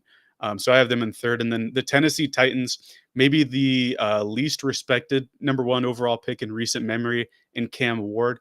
I like a lot of the things they've done for him, especially in terms of building the O line. But I think the defense has question marks. The weapons, like you said, leave a lot to be desired. Do you know who Tennessee plays week 1? I do not. No. It is the Denver Broncos. That is the very first game Yikes. where Cam Ward will be christened or baptized into the NFL. Not a great opener, but I have an article. This is a shameless plug about non-primetime games coming for every week. It should come out at the end of this week. So it's going to be interesting to see some of the games that are in the 1 or 4 o'clock windows that have a few more stakes, like that game in particular. I don't think it's being talked about enough how Cam Ward, the number 1 overall pick, is going to be debuting. He didn't get any primetime games this year, which is kind of weird, kind of disrespectful. But this is how I see the AFC South playing out. Maybe a bit chalky, but I think it's fair to say that Houston's the pretty clear favorite. Yeah, it's gonna be Houston. I think it's unless there's some major injuries that happen here. I think it's gonna be Houston. It kind of reminds me of the NFC South last year, where it was Tampa at 10 to 12 wins, and then just everybody else at like 7, 8, Well, 9, Well, something even like that. last year, the Texans had the just dismal offensive line play, right? The Yeah, Stroud regression. They still won 10 games, and The next closest team in division were the Colts, I believe, at 8 and 9. So even if things don't fall their way, I still think they have the horses to outrace everyone else in the division. Yeah. Yeah, it's they're just so much more talented. With that, that's all we have for the at least division predictions. We still have all of the award predictions. We have a Super Bowl prediction, but currently there are over 300 people watching. If you have not already, please subscribe to the 2 Point Conversion on our website. You can just enter your email and it'll send articles directly to your inbox. You can also follow the podcast on Apple Podcasts, Spotify Podcasts. You can follow us on Twitter at 2P_conversion. Yeah, do so. We're very new. So any following is appreciated. Let's get to the Super Bowl predictions. I'll let you lead this one off. Unsurprisingly, we have the same one again. It's going to be oh man, this is kind of lame because it's the favorite, but the Baltimore Ravens, I think, finally are going to break through. Last year, it was a close game in Buffalo. We know how it ended. Mark Andrews dropped the 2 point conversion. Shout out the 2 point conversion. I don't know if they would have won that game because Buffalo still had like a minute and a half and a couple timeouts. So maybe they win that one. But it seems like Baltimore has been on the cusp the past few years. They actually hosted the AFC Championship against the Chiefs a few years ago, but I think there's been an infusion of talent. I think the coaching has learned from the mistake of 2 years ago and even last year. And I just think it's their time. If not now, then I don't know if they're going to be able to break through with this core because we talked about how much we love this team and the experience, the coaching, and everything, how favorable we are for Lamar Jackson. So I think this is the year. I don't know who you had them winning over, but I had them winning over the Detroit Lions, who are fifth on Super Bowl odds. Even though I had them at third in the division, I think by the end of the year, the brain drain will kind of have worn off and the talent will take over. This is a team that's been to NFC championships as well. This is a team that is extremely talented. And if everything breaks right for them, I think that the Lions will represent the NFC. Like one of my buddies in chat, Alex, pointed out, they have really good value for NFC odds. The Detroit Lions do, but I have Ravens over Lions. How do you see it shaking out? Yeah, I have the Baltimore Ravens beating another NFC North team, the Green Bay Packers, who I gassed up quite a bit. I have Lamar Jackson winning MVP in that game. I think that you could honestly slot in any of the like NFC North teams or the Eagles in that NFC slot, and then Baltimore, Denver, Buffalo, or Kansas City in the AFC slot. And it's like pretty respectable in my head. I just think that the Ravens are too talented. I think that Lamar Jackson has lost too many playoff games to not make a run eventually, right? Maybe that's just not good process from my end, just like thinking through it. But he's got to eventually have some sort of Super Bowl run eventually. And, like we both agreed on, he is the best player in the NFL, in our opinion. So I have to go with Lamar Jackson. I have to go with, the Ravens winning the Super Bowl. They're too talented. They're too good. And I'm going to pick them to beat the Packers. So you had them beating the Lions, right? Yes. If not the Ravens, I think the Bills have a good chance. I just think it's not the Chiefs' year this year. Yeah. We kind of forget that they went to 3 straight Super Bowls over the past few years with deficiencies, but I think the deficiencies will have caught up to them this season. Yeah, no, I do think that the attrition that's built up over the past few years, it just has to, overcome them at some point. We even saw in the Super Bowl just the amount of talent disparity that they had compared to the Eagles. It was just night and day, those teams. So with that, we're going to get into our award predictions. So I know we've kind of agreed quite a bit on basically like all but a few division Everything. winners. Yeah. But I think we're going to differ a little bit here. We're going to start with the protector of the year. I'll let you get this one started. Yeah, man, this is lame again, but I think Penei Sewell's the best offensive lineman in the NFL at this point. If the Lions are going to make the run, like I alluded to them making it to the Super Bowl, I think Sewell has to be in consideration for the award. This is a brand new award, so we don't really know what the criteria are for the winner. I would imagine it's probably going to be a tackle because that's the most popular, most compensated position. But I think at this point in the NFL, Penei Sewell is the best tackle. So I'm going to go with him. And especially if you consider the shuffling in the interior of the offensive line, if their O line unit is still a top 5 unit with all the shuffling going on, he's going to have a major role in that. And so I think I see him winning the award. I think that at least these first few years, I almost think it's going to be treated more like a legacy award where, it's a brand new thing. I think it was Dion Dawkins was somebody who was kind of instrumental in making this award happen. I think because it's so new, we're going to get some, older guys winning it in these first few years because I think Penei Sewell throughout his career is going to win it at some point, if not multiple times. So I think because of that, we're going to get, maybe it's Trent Williams. I personally am going to pick Lane Johnson. He's just kind of held down that right side of the Eagles offensive line for so long. He's getting up there in age. It's probably one of his last seasons. I think he's like 33 or 34 years old, if I'm not mistaken. But I think he has a really good shot to win it. I wonder if this becomes some sort of narrative award, whether it becomes like, okay, does it have to be somebody on the best unit in football or whatever it may be? I think Penei Sewell is, probably should be the favorite, but I think, if I had to guess, it's going to go to some older player. Maybe it's Trent Williams, but I'm going to go with Lane Johnson for Protector of the Year. I hadn't even considered the legacy part of it, so I think Lane Johnson or Trent Williams have a really good shot there. I would have also considered Dion Dawkins, right? He was the Yeah. champion of this award, and it's not like he's a slouch either. He's probably top 2, 3 left tackle in the league.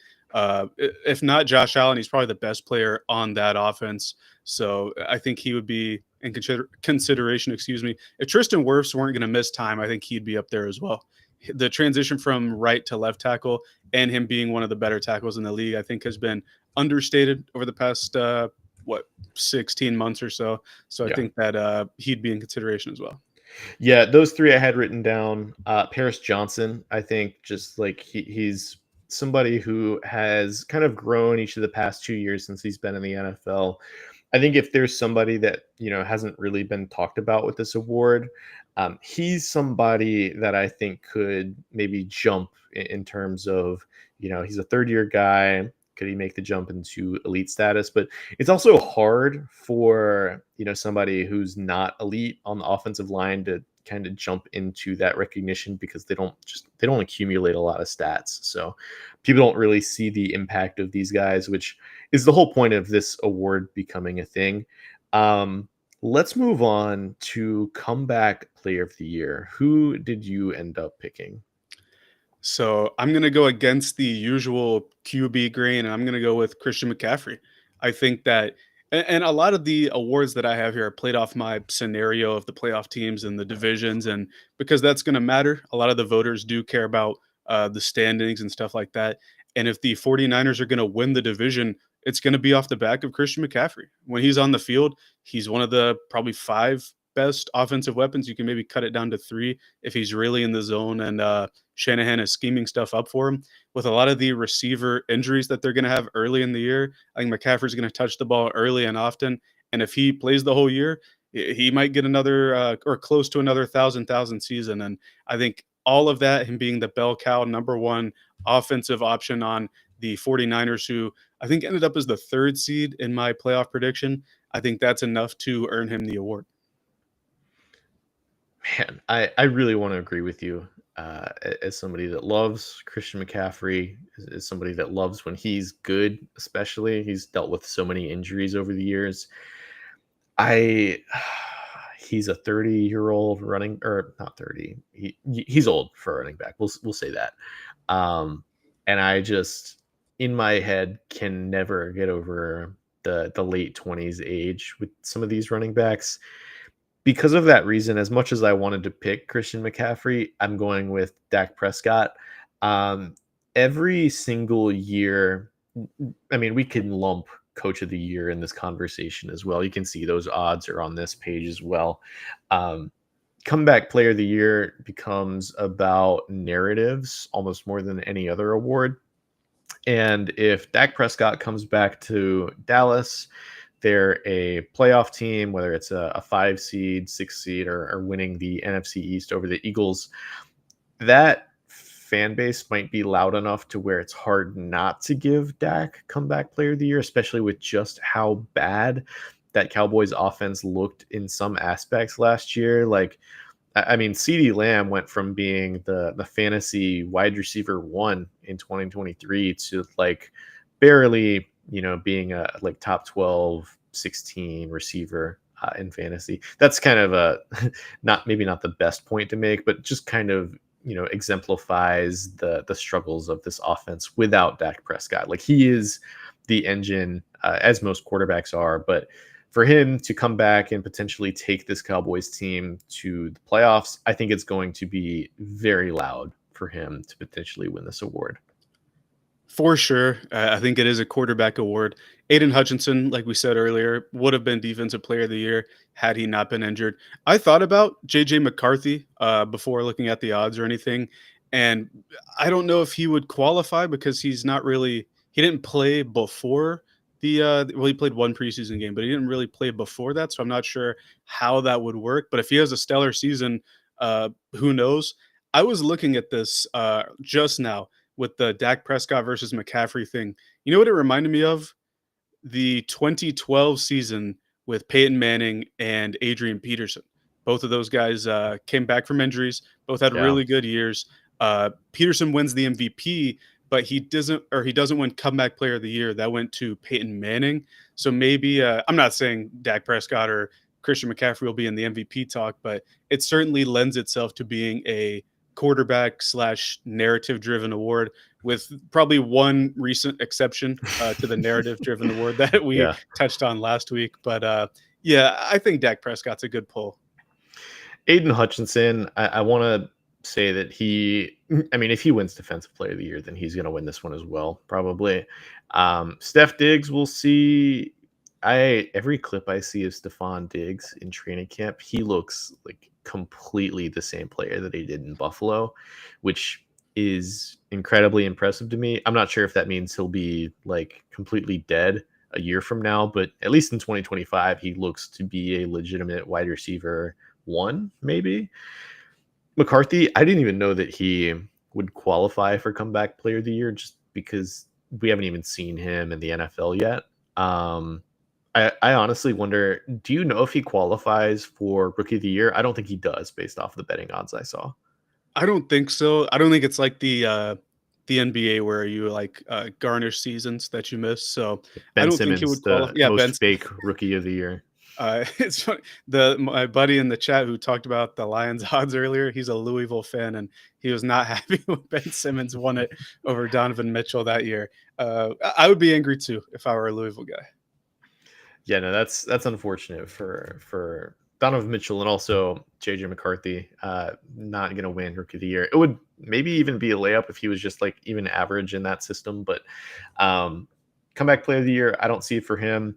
I know Trevor Lawrence is listed on these odds. I always, I think it's kind of funny when it's just like a player coming back from just not being very good, it's listed on here. I know he dealt with some injuries last year, but maybe coming back from more of a narrative than anything else.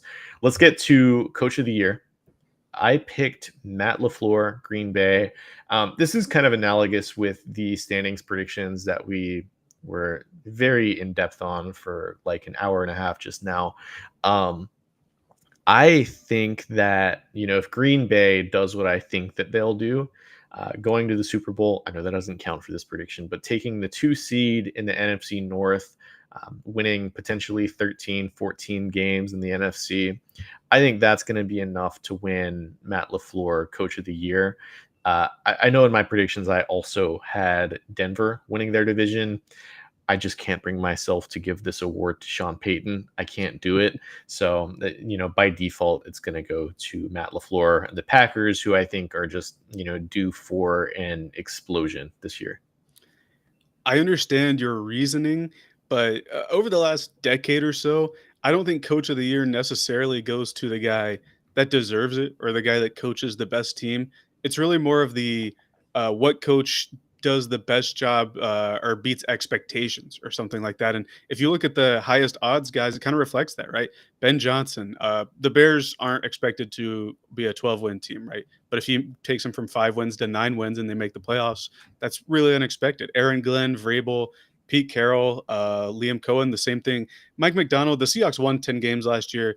They just lost the tiebreaker. So I think that one's a bit different. So I went with Jonathan Gannon, a guy that had a team that had a negative record last year, a team in the Cardinals that I believe in, that I think have a really good chance to make that 7th seed or take that 7th seed wild card spot. And if they go from a team with one of the worst defenses in the league, a QB that is kind of looked down upon last year with not being able to connect with the star rookie wide receiver, to a team that is in the playoff hunt or even makes the playoffs, I think he's going to get a lot of consideration. Yeah, I think if the Cardinals are able to kind of meet that threshold where they make the playoffs, I think that's when Gannon's probably, the favorite for this award.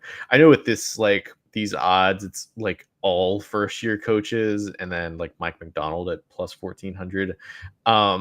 Me personally, I just in some cases it's hard to give it to first year coaches just because the environment the year before was just so bad. Case in point, like I think Brian Dayball taking over and like making the Giants decent. He took them to the playoffs, but like, man, ever since then, it's been really bad. There's been so many first year coaches that have won it and then just immediately fall off. But yeah, I think outside of Matt LaFleur, I've already mentioned Sean Payton. Mike McDonald, if he's able to, take Sam Darnold to the playoffs, maybe win a playoff game, he'd probably be in the conversation for me. Again, it's really just like you said about who's going to overperform expectations. I just think for me personally, I much prefer those coaches who are able to take their team and make that final step into becoming a true contender rather than taking a team that was just like ass and then making them respectable, right? Well, I agree. It's like what's the old Cowboys? Jason Garrett was a 2-time winner. Ron Yeah. Rivera was a two.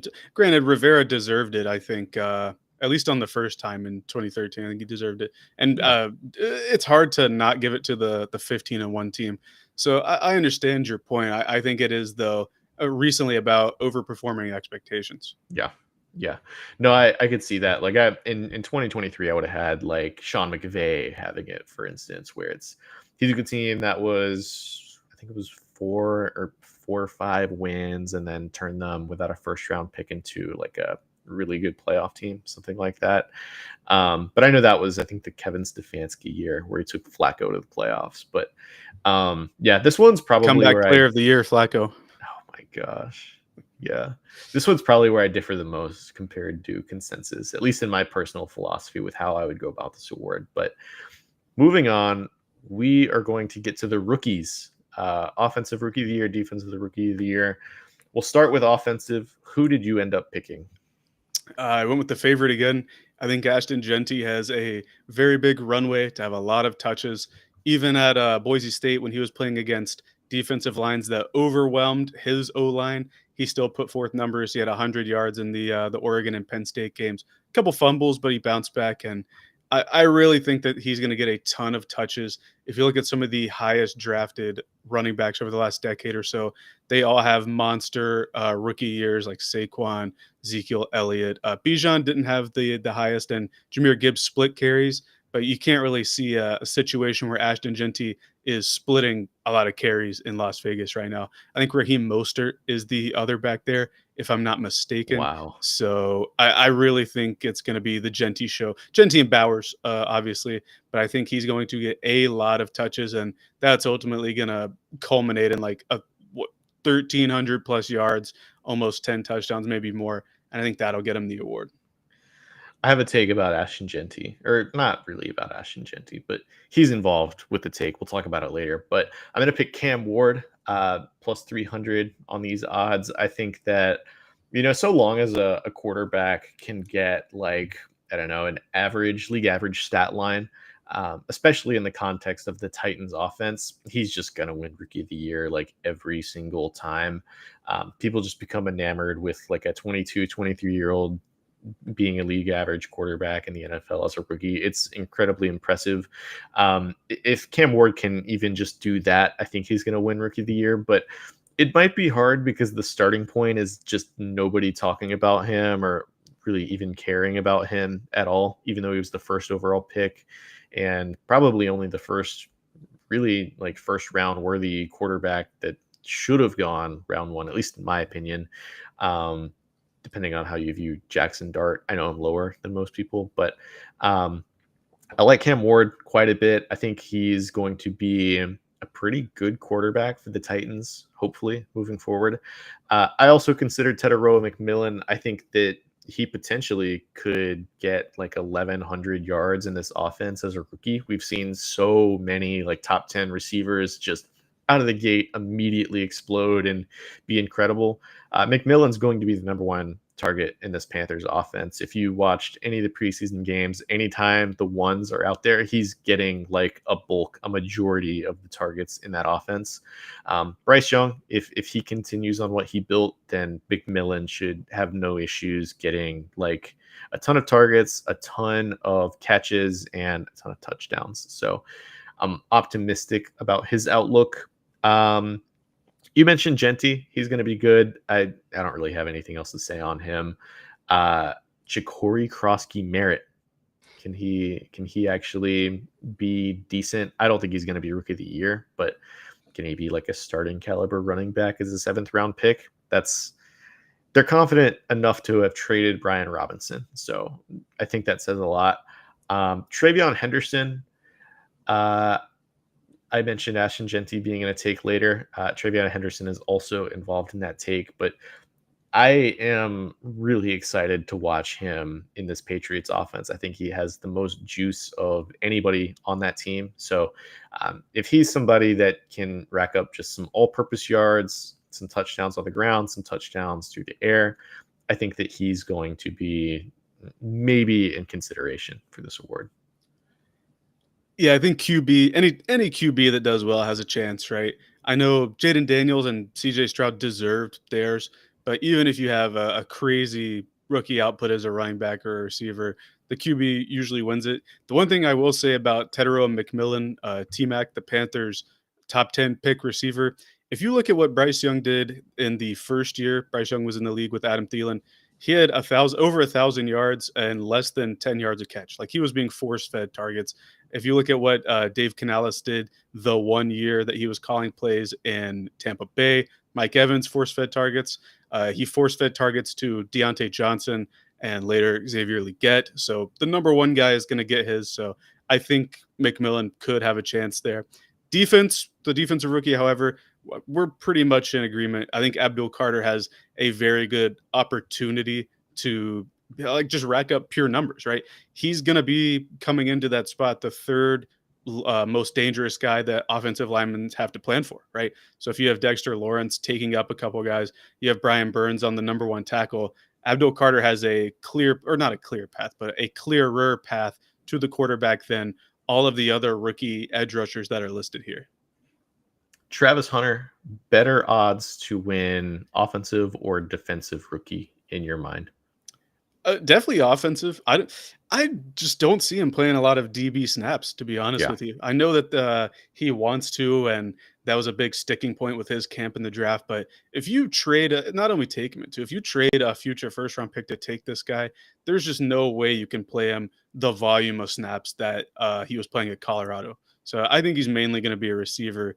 It's funny that he's listed top 5 here on both odds, but I think for defense, it's got to be Abdul Carter.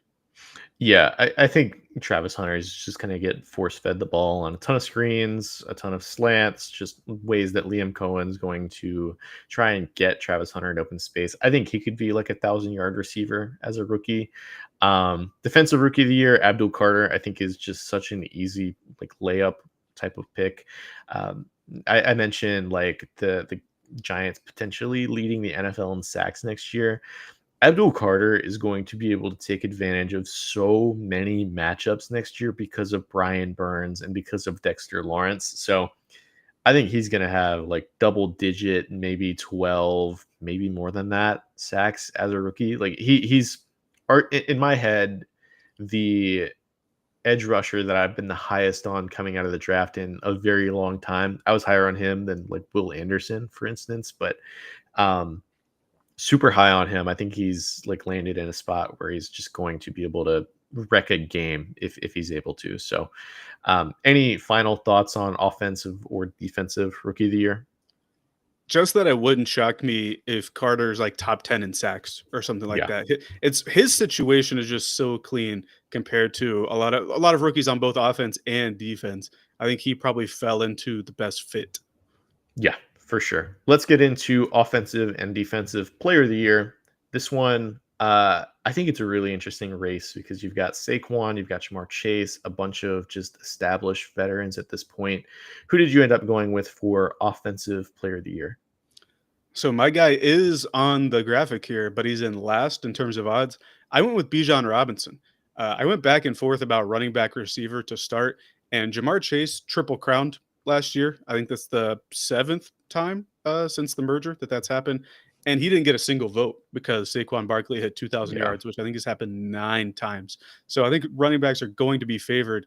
It was a really tough one for me between Bijan Robinson and Jameer Gibbs, but I came down to thinking I think they're going to need Bijan more in that Atlanta offense because we've talked about. I think there are paths for the passing game to struggle, and I think he's going to see a lot of rush volume, a lot of dump off passes, or even just schemed passes, as we saw a little bit last year. The only hesitation I have now is he excelled at running off the right side.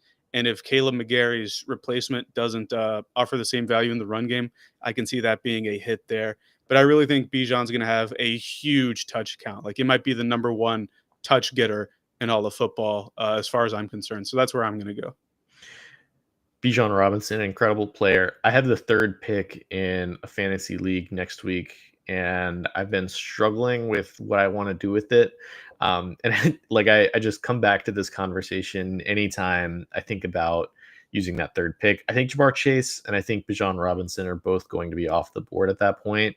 And I think I'm going to take Jameer Gibbs, and I'm going to take him for offensive player of the year as well. Like I think he is just an incredibly talented, electric running back.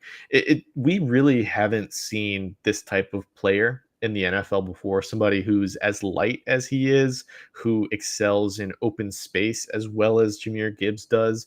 Usually, this type of guy is more of a gadget type of guy that teams use on the perimeter for screens, for gadget plays, but he's so good as a running back. Proved it at Alabama, came to the league, proved it again for the Lions. He's just an overall offensive weapon. I think that him in this Detroit Lions offense is going to be electric. Ben Johnson used a pretty heavy running back split over his time in Detroit. I think whoever's there now, I forget his name, is going to, in all likelihood, use Jameer Gibbs just a little bit more, maybe 10, 15% more. And if that's the case, assuming Jameer Gibbs is able to stay healthy and maintain at least most of his efficiency, I think he's going to be, racking up enough stats to justify this Offensive Player of the Year award. But I do have like a super long list of names that I think could win it. Nico Collins, if he stays healthy, I think could, especially with the lack of potential running game in Houston, I think he could be somebody that racks up like 1,500 yards and a ton of touchdowns. Devon Achane as well. Like Miami loves throwing screens to him. They love giving him the ball on the goal line against Tyreek Hill's wishes, I think. CeeDee Lamb, if Dak Prescott stays the whole year healthy, he's been just an incredible like league leading wide receiver when Dak Prescott is healthy. And I guess the deep sleeper here that I had was Rashee Rice. In the like 3 games that he played when he was healthy last year, he was putting up just insane numbers. Like the entire passing game revolved around Rashee Rice and just getting him the ball in open space. I get he's coming off of an injury.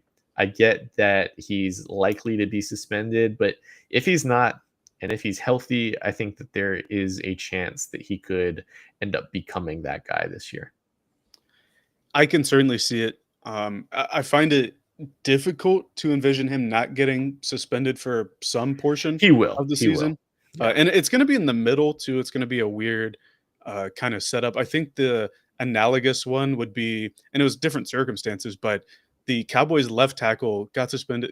Tyron Smith, back in what 2019 or something, was suspended from weeks like 8 through 14. It was a really weird thing because it uh, like drug on into the season. They had to do it.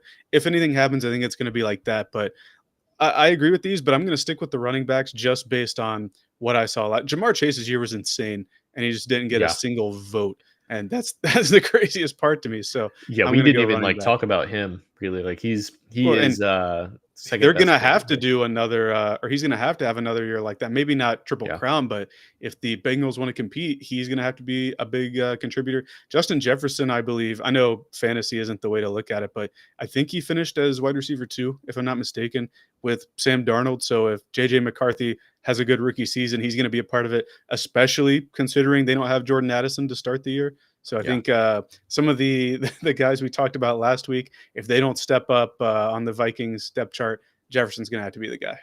Yeah, for sure. Defensive player of the year. This is probably my most like hipster pick, if you had to call it that. I had Will Anderson winning defensive player of the year. Similar to the Abdul Carter argument, it's just he is able to take advantage of so many matchups because he has the privilege of playing opposite Daniil Hunter. And he's gotten like so much better every single year that he's been in the NFL. Will Anderson, like last year, he missed I think a few games and still ended up like with I think it was 11 sacks in like 14 games, something like that. His per game sack pace was great. I think that he's not done growing into what he could be. There's a lot of like pass rushers I have questions about potentially winning this award. Micah Parsons, the contract, I know we think we'll get it done, but we'll see. Aiden Hutchinson coming off of an injury. TJ Watt, quite simply, I don't think he's the same player that he used to be. Miles Garrett, I don't think is going to be on good of enough of a team to win it. Nick Bosa, injuries again. Jared Verse, I do actually really think he could potentially win it. I think he led the NFL in pressures last year, if I'm not mistaken. Very, very good player. Some other like sleeper picks. Jalen Carter is incredibly disruptive. I think if he takes a step in terms of his counting stats, he might be considered for this award. Jonathan Grenard, same kind of boat, very disruptive player. And then like, completely out of left field sort of pick for me would be Chop Robinson. Like he had some flashes last year for Miami where he just looked completely dominant, especially towards the end of last year. So we'll see. I'm picking Will Anderson. I think he's going to progress, but there's like this is probably the most open of any award to me. If you didn't know it, you wouldn't realize that Miami had a top 10 defense in terms of EPA per play, success rate, like a lot of the efficiency metrics last Yeah, season. The front was a big part of it. Chop Robinson, I think, excelled as a designated pass rusher, so he could rack up the sacks. When we did the roundtable article, it was 2 weeks ago, I think we wrote all of our stuff in. I expected Parsons to have been signed to this point, full disclosure. So maybe right now, I'm not sure about him being my defensive player of the year pick, just because he might be rusty the first quarter of the season or something, but he'll certainly perform well. Will Anderson, I can't believe he's not on here in terms yeah, of the top 6 defensive player of the or defensive player of the year odds getters. He's incredible. You didn't even mention that he's an elite run defender already on an even front, and that's hard to do if you're an even front defensive end, being an elite run and pass defender. Uh, that would be my non Micah Parsons pick. I am partial because the Alabama player there, but he's just incredible, and he's only gotten better in every season. He won Defensive Rookie, if I'm not mistaken, 2 years ago. Excuse me. It was both he and C.J. Stroud getting those awards. So that would be my non-Parsons pick, Will Anderson Jr. Okay, we're 2 hours in. We've gotten to the final award that we have, and then we have some quick takes that we're going to get out. But the final award, obviously, is the MVP award. Again, there are a ton of people watching on Twitter, on YouTube. If you have not already, just hit the follow button on the 2 Point Conversion Twitter account. Hit the subscribe button on the 2 Point Conversion YouTube account. It does a lot for us in the very early stages of our site. We have so much content coming to you guys throughout the season. We're very excited. So help us out. Following means a lot. And let's get into the final pick that we have, MVP. Who is your pick? My pick is someone who has not won MVP before. If you look, there's 3 winners so far, and it's going to be Joe Burrow. I know that's a very controversial thing.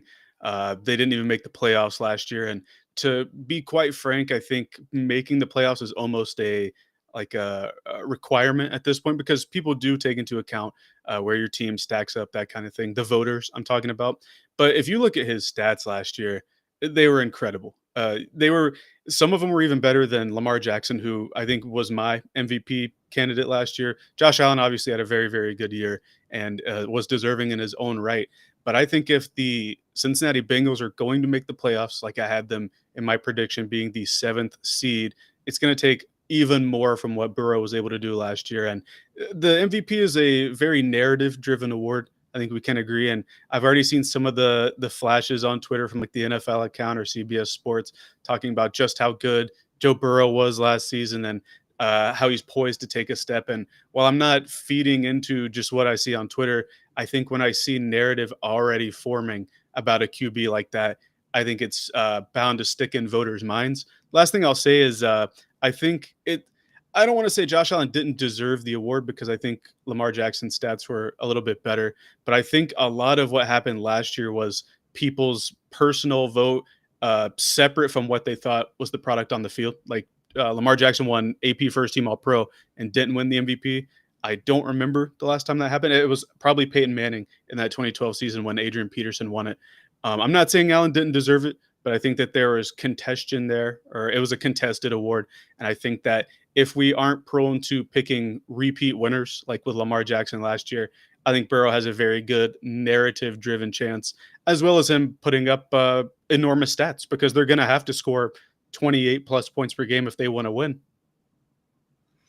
I like the Joe Burrow stats. I like what he's done for my fantasy teams that have had Joe Burrow, that have had Jamar Chase, for T. Higgins. I don't think he's going to win enough to win MVP. I think that the defense is just dragging the offense down so much in Cincinnati, and it sucks because like he had an MVP caliber season last year. It was incredible what he was doing. Like the Bengals were scoring 35, 40 points a game. It was nuts. They just didn't make the playoffs. They won like 8 or 9 games. It was a shame that a season that good went to waste. I don't think they did enough to maximize the talent around Joe Burrow for them to win enough for him to really be considered for this award even this year. So when I went through, creating the divisional standings for each division that I'm predicting, the playoff seedings for each conference that I predicted, and even the Super Bowl prediction, I didn't even hesitate to put the Ravens in the first seed. I didn't hesitate when I picked them to win the Super Bowl. I didn't hesitate when I picked Lamar Jackson to win Super Bowl MVP. And I really didn't hesitate to pick Lamar Jackson to win just overall regular season MVP either. I know we've said it several times throughout this podcast, but to me, he is the best player in the NFL currently. There are so many assets in his game that's like best in the league. His ability on the ground, his ability throwing the ball. I just think that there is no greater talent in the league currently than what Lamar Jackson offers. Because of that, there might be some like voter fatigue aspect to this as well. He's already won it twice. Burrow hasn't won it. Josh Allen's only won it once. Jaden Daniels hasn't won it. Herbert hasn't won it. Dak Prescott, Jordan Love, Baker Mayfield, Matt Stafford, Jared Goff, all of these guys like CJ Stroud, Bo Nix, like all of these teams that I have projected in the playoffs, none of their quarterbacks have won it. I still just think that at the end of the day, I trust what Lamar Jackson is going to do this season more than any other quarterback in any other team this year. So with that said, like I just really didn't hesitate to lock in Lamar Jackson as my MVP. This is the only thing I'm going to ask you in regards to your take here. I agree. Lamar Jackson's the best player in the league, in my opinion. Was he not all of the stuff you said? Was he not that guy last year too? He was.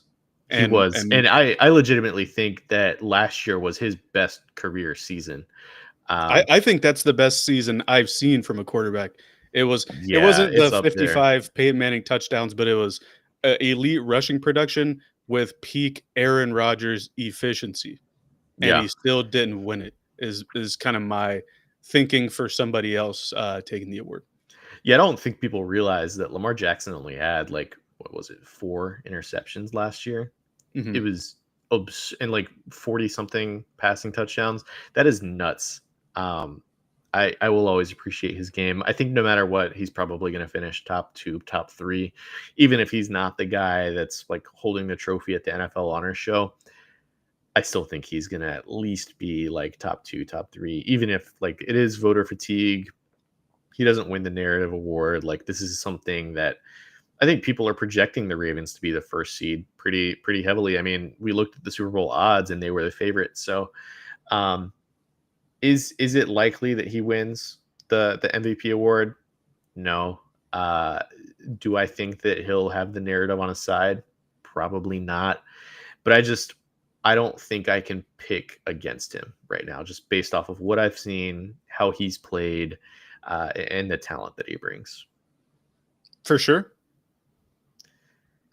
I think that's going to do it for the predictions section. So we went over the divisional standings, we went over the award predictions, and now we just have a few takes that we're going to fire off before we get out of here.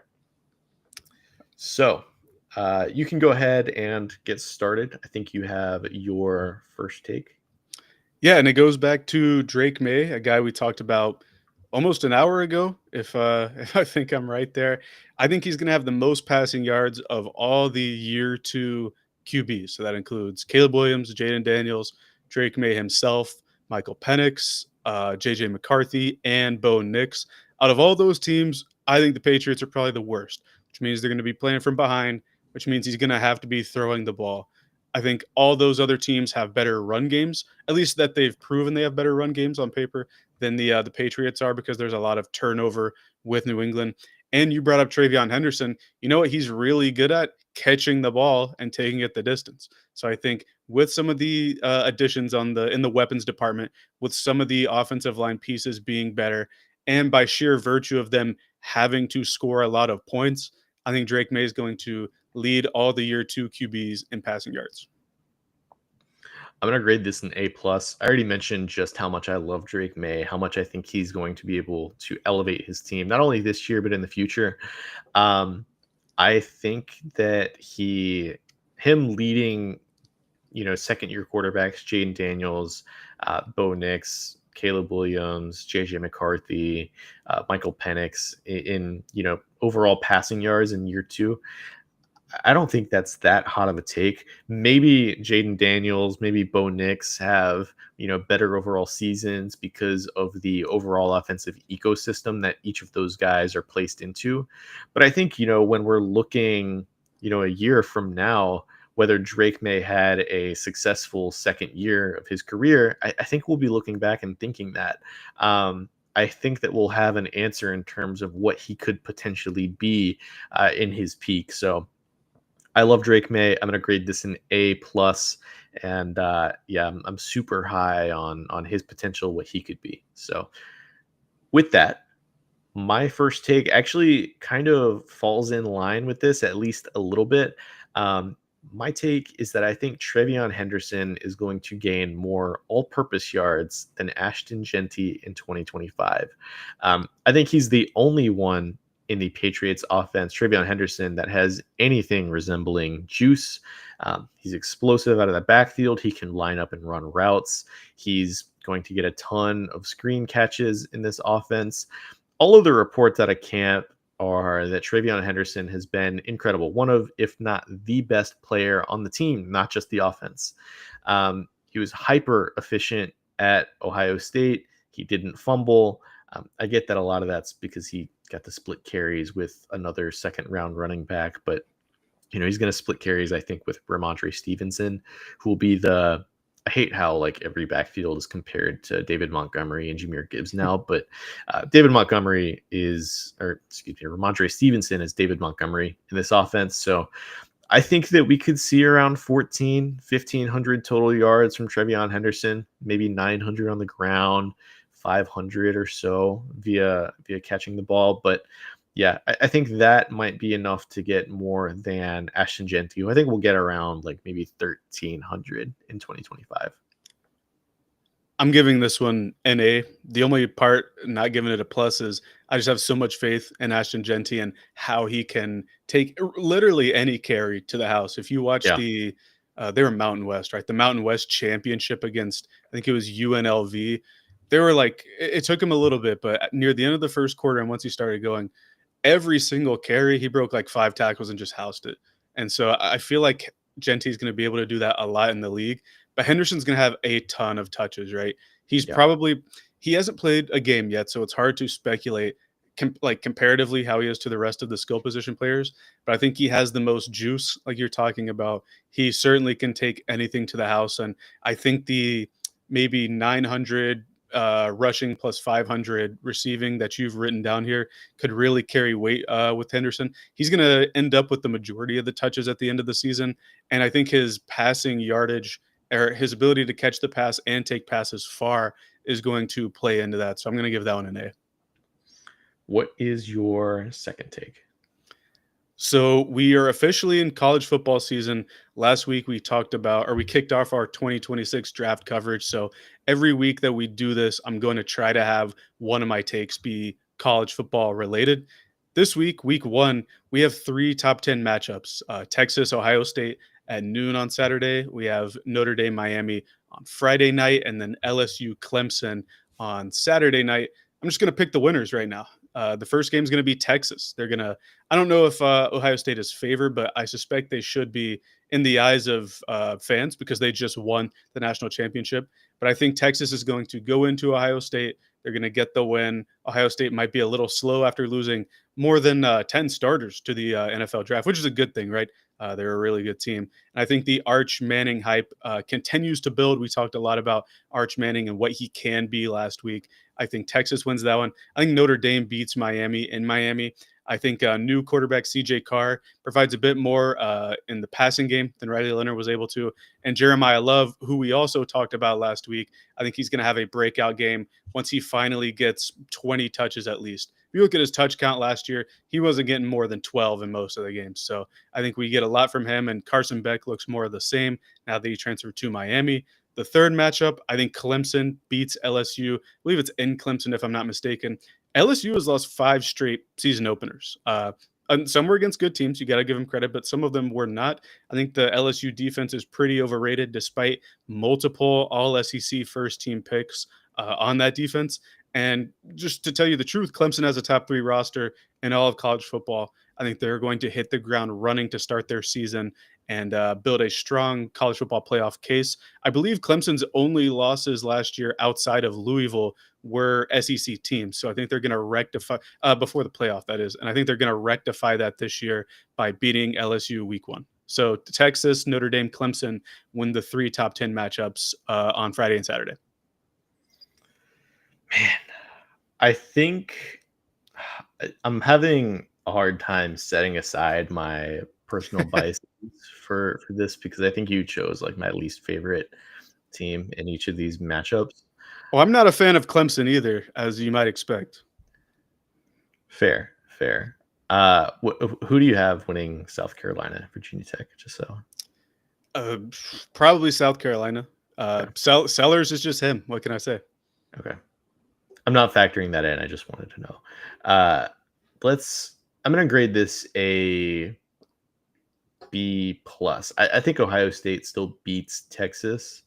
Um, Arch, we'll see. I'm actually really excited to watch that game. It's like I don't remember the last time we had a like week 1 Saturday noon game that's like as great as this one. Like I think it's 1 versus 3, right? This could end up being the championship game, but I think Ohio State wins. It's also a Carry. rematch from the playoff as well.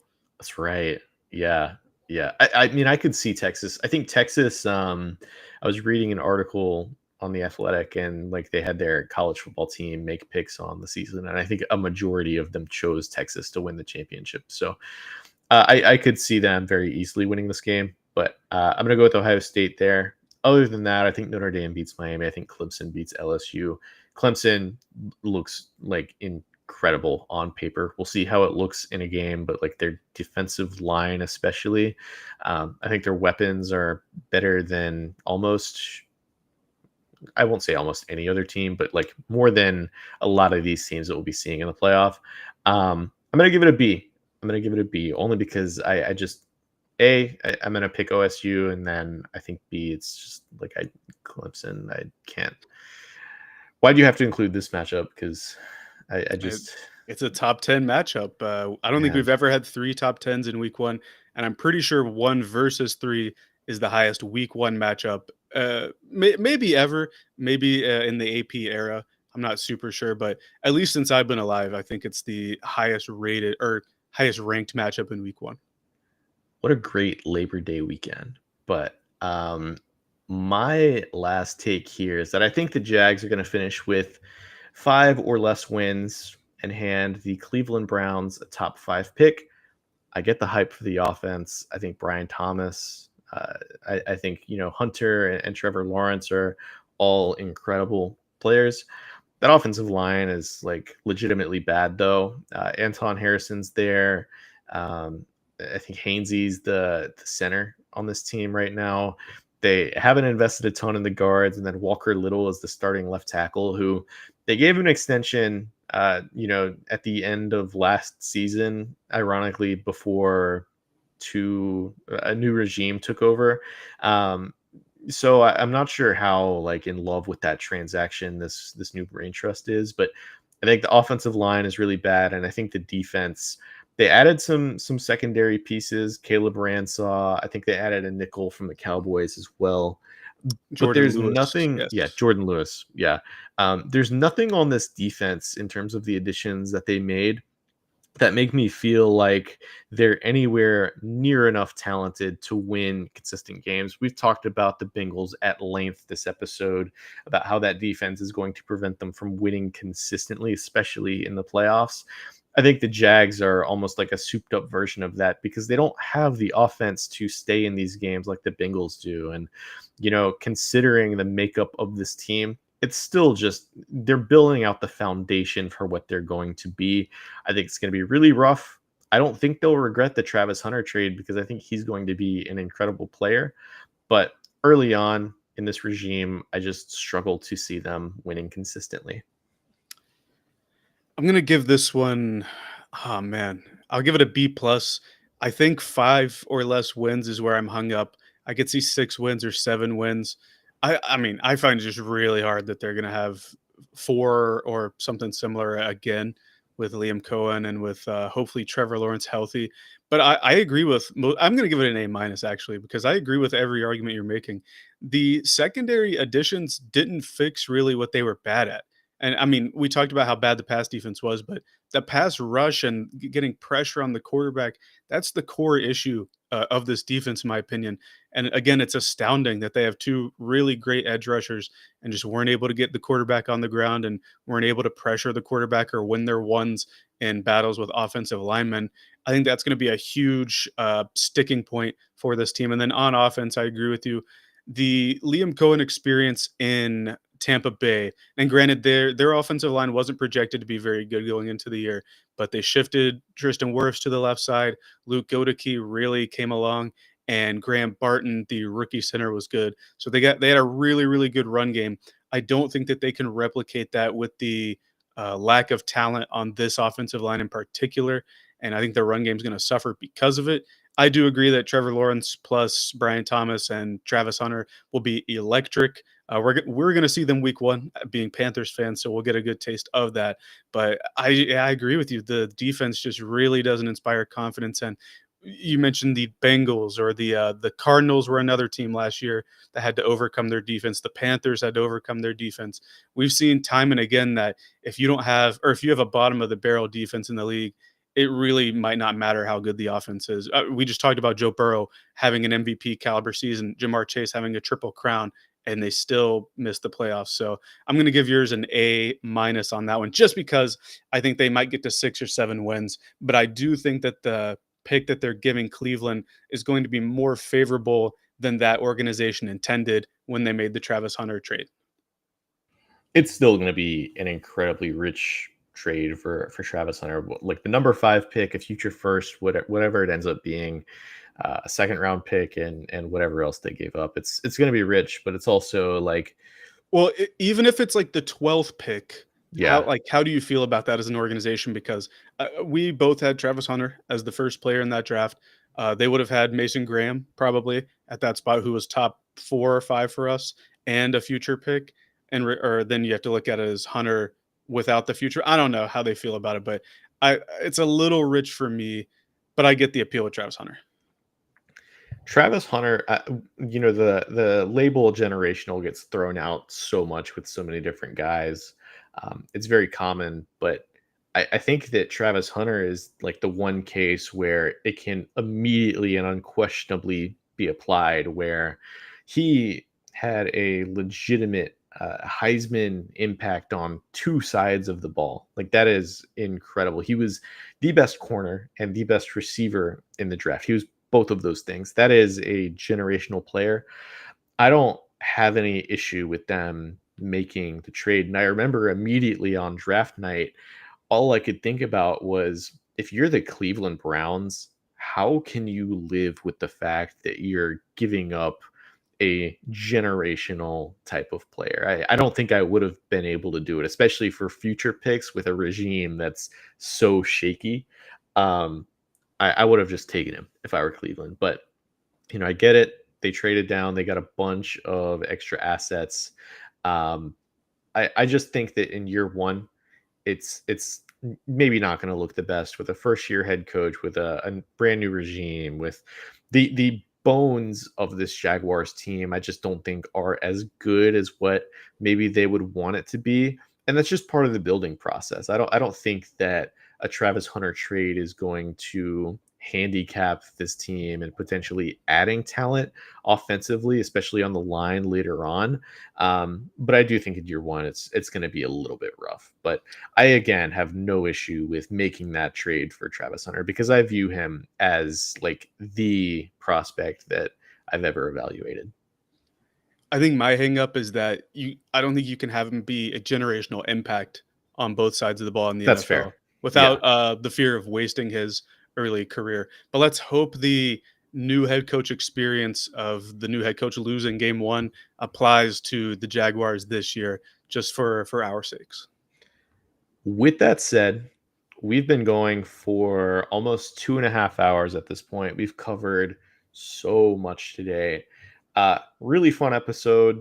If you're just joining, like, we covered all of the division predictions. We covered, quick hitters on all of the transactions that happened for cut day, some extensions, everything. And obviously the award predictions was the biggest thing, but there are if Twitter is not lying to me. 500 plus people watching the stream right now. So if you have not already, please, follow us on Twitter at 2p underscore conversion.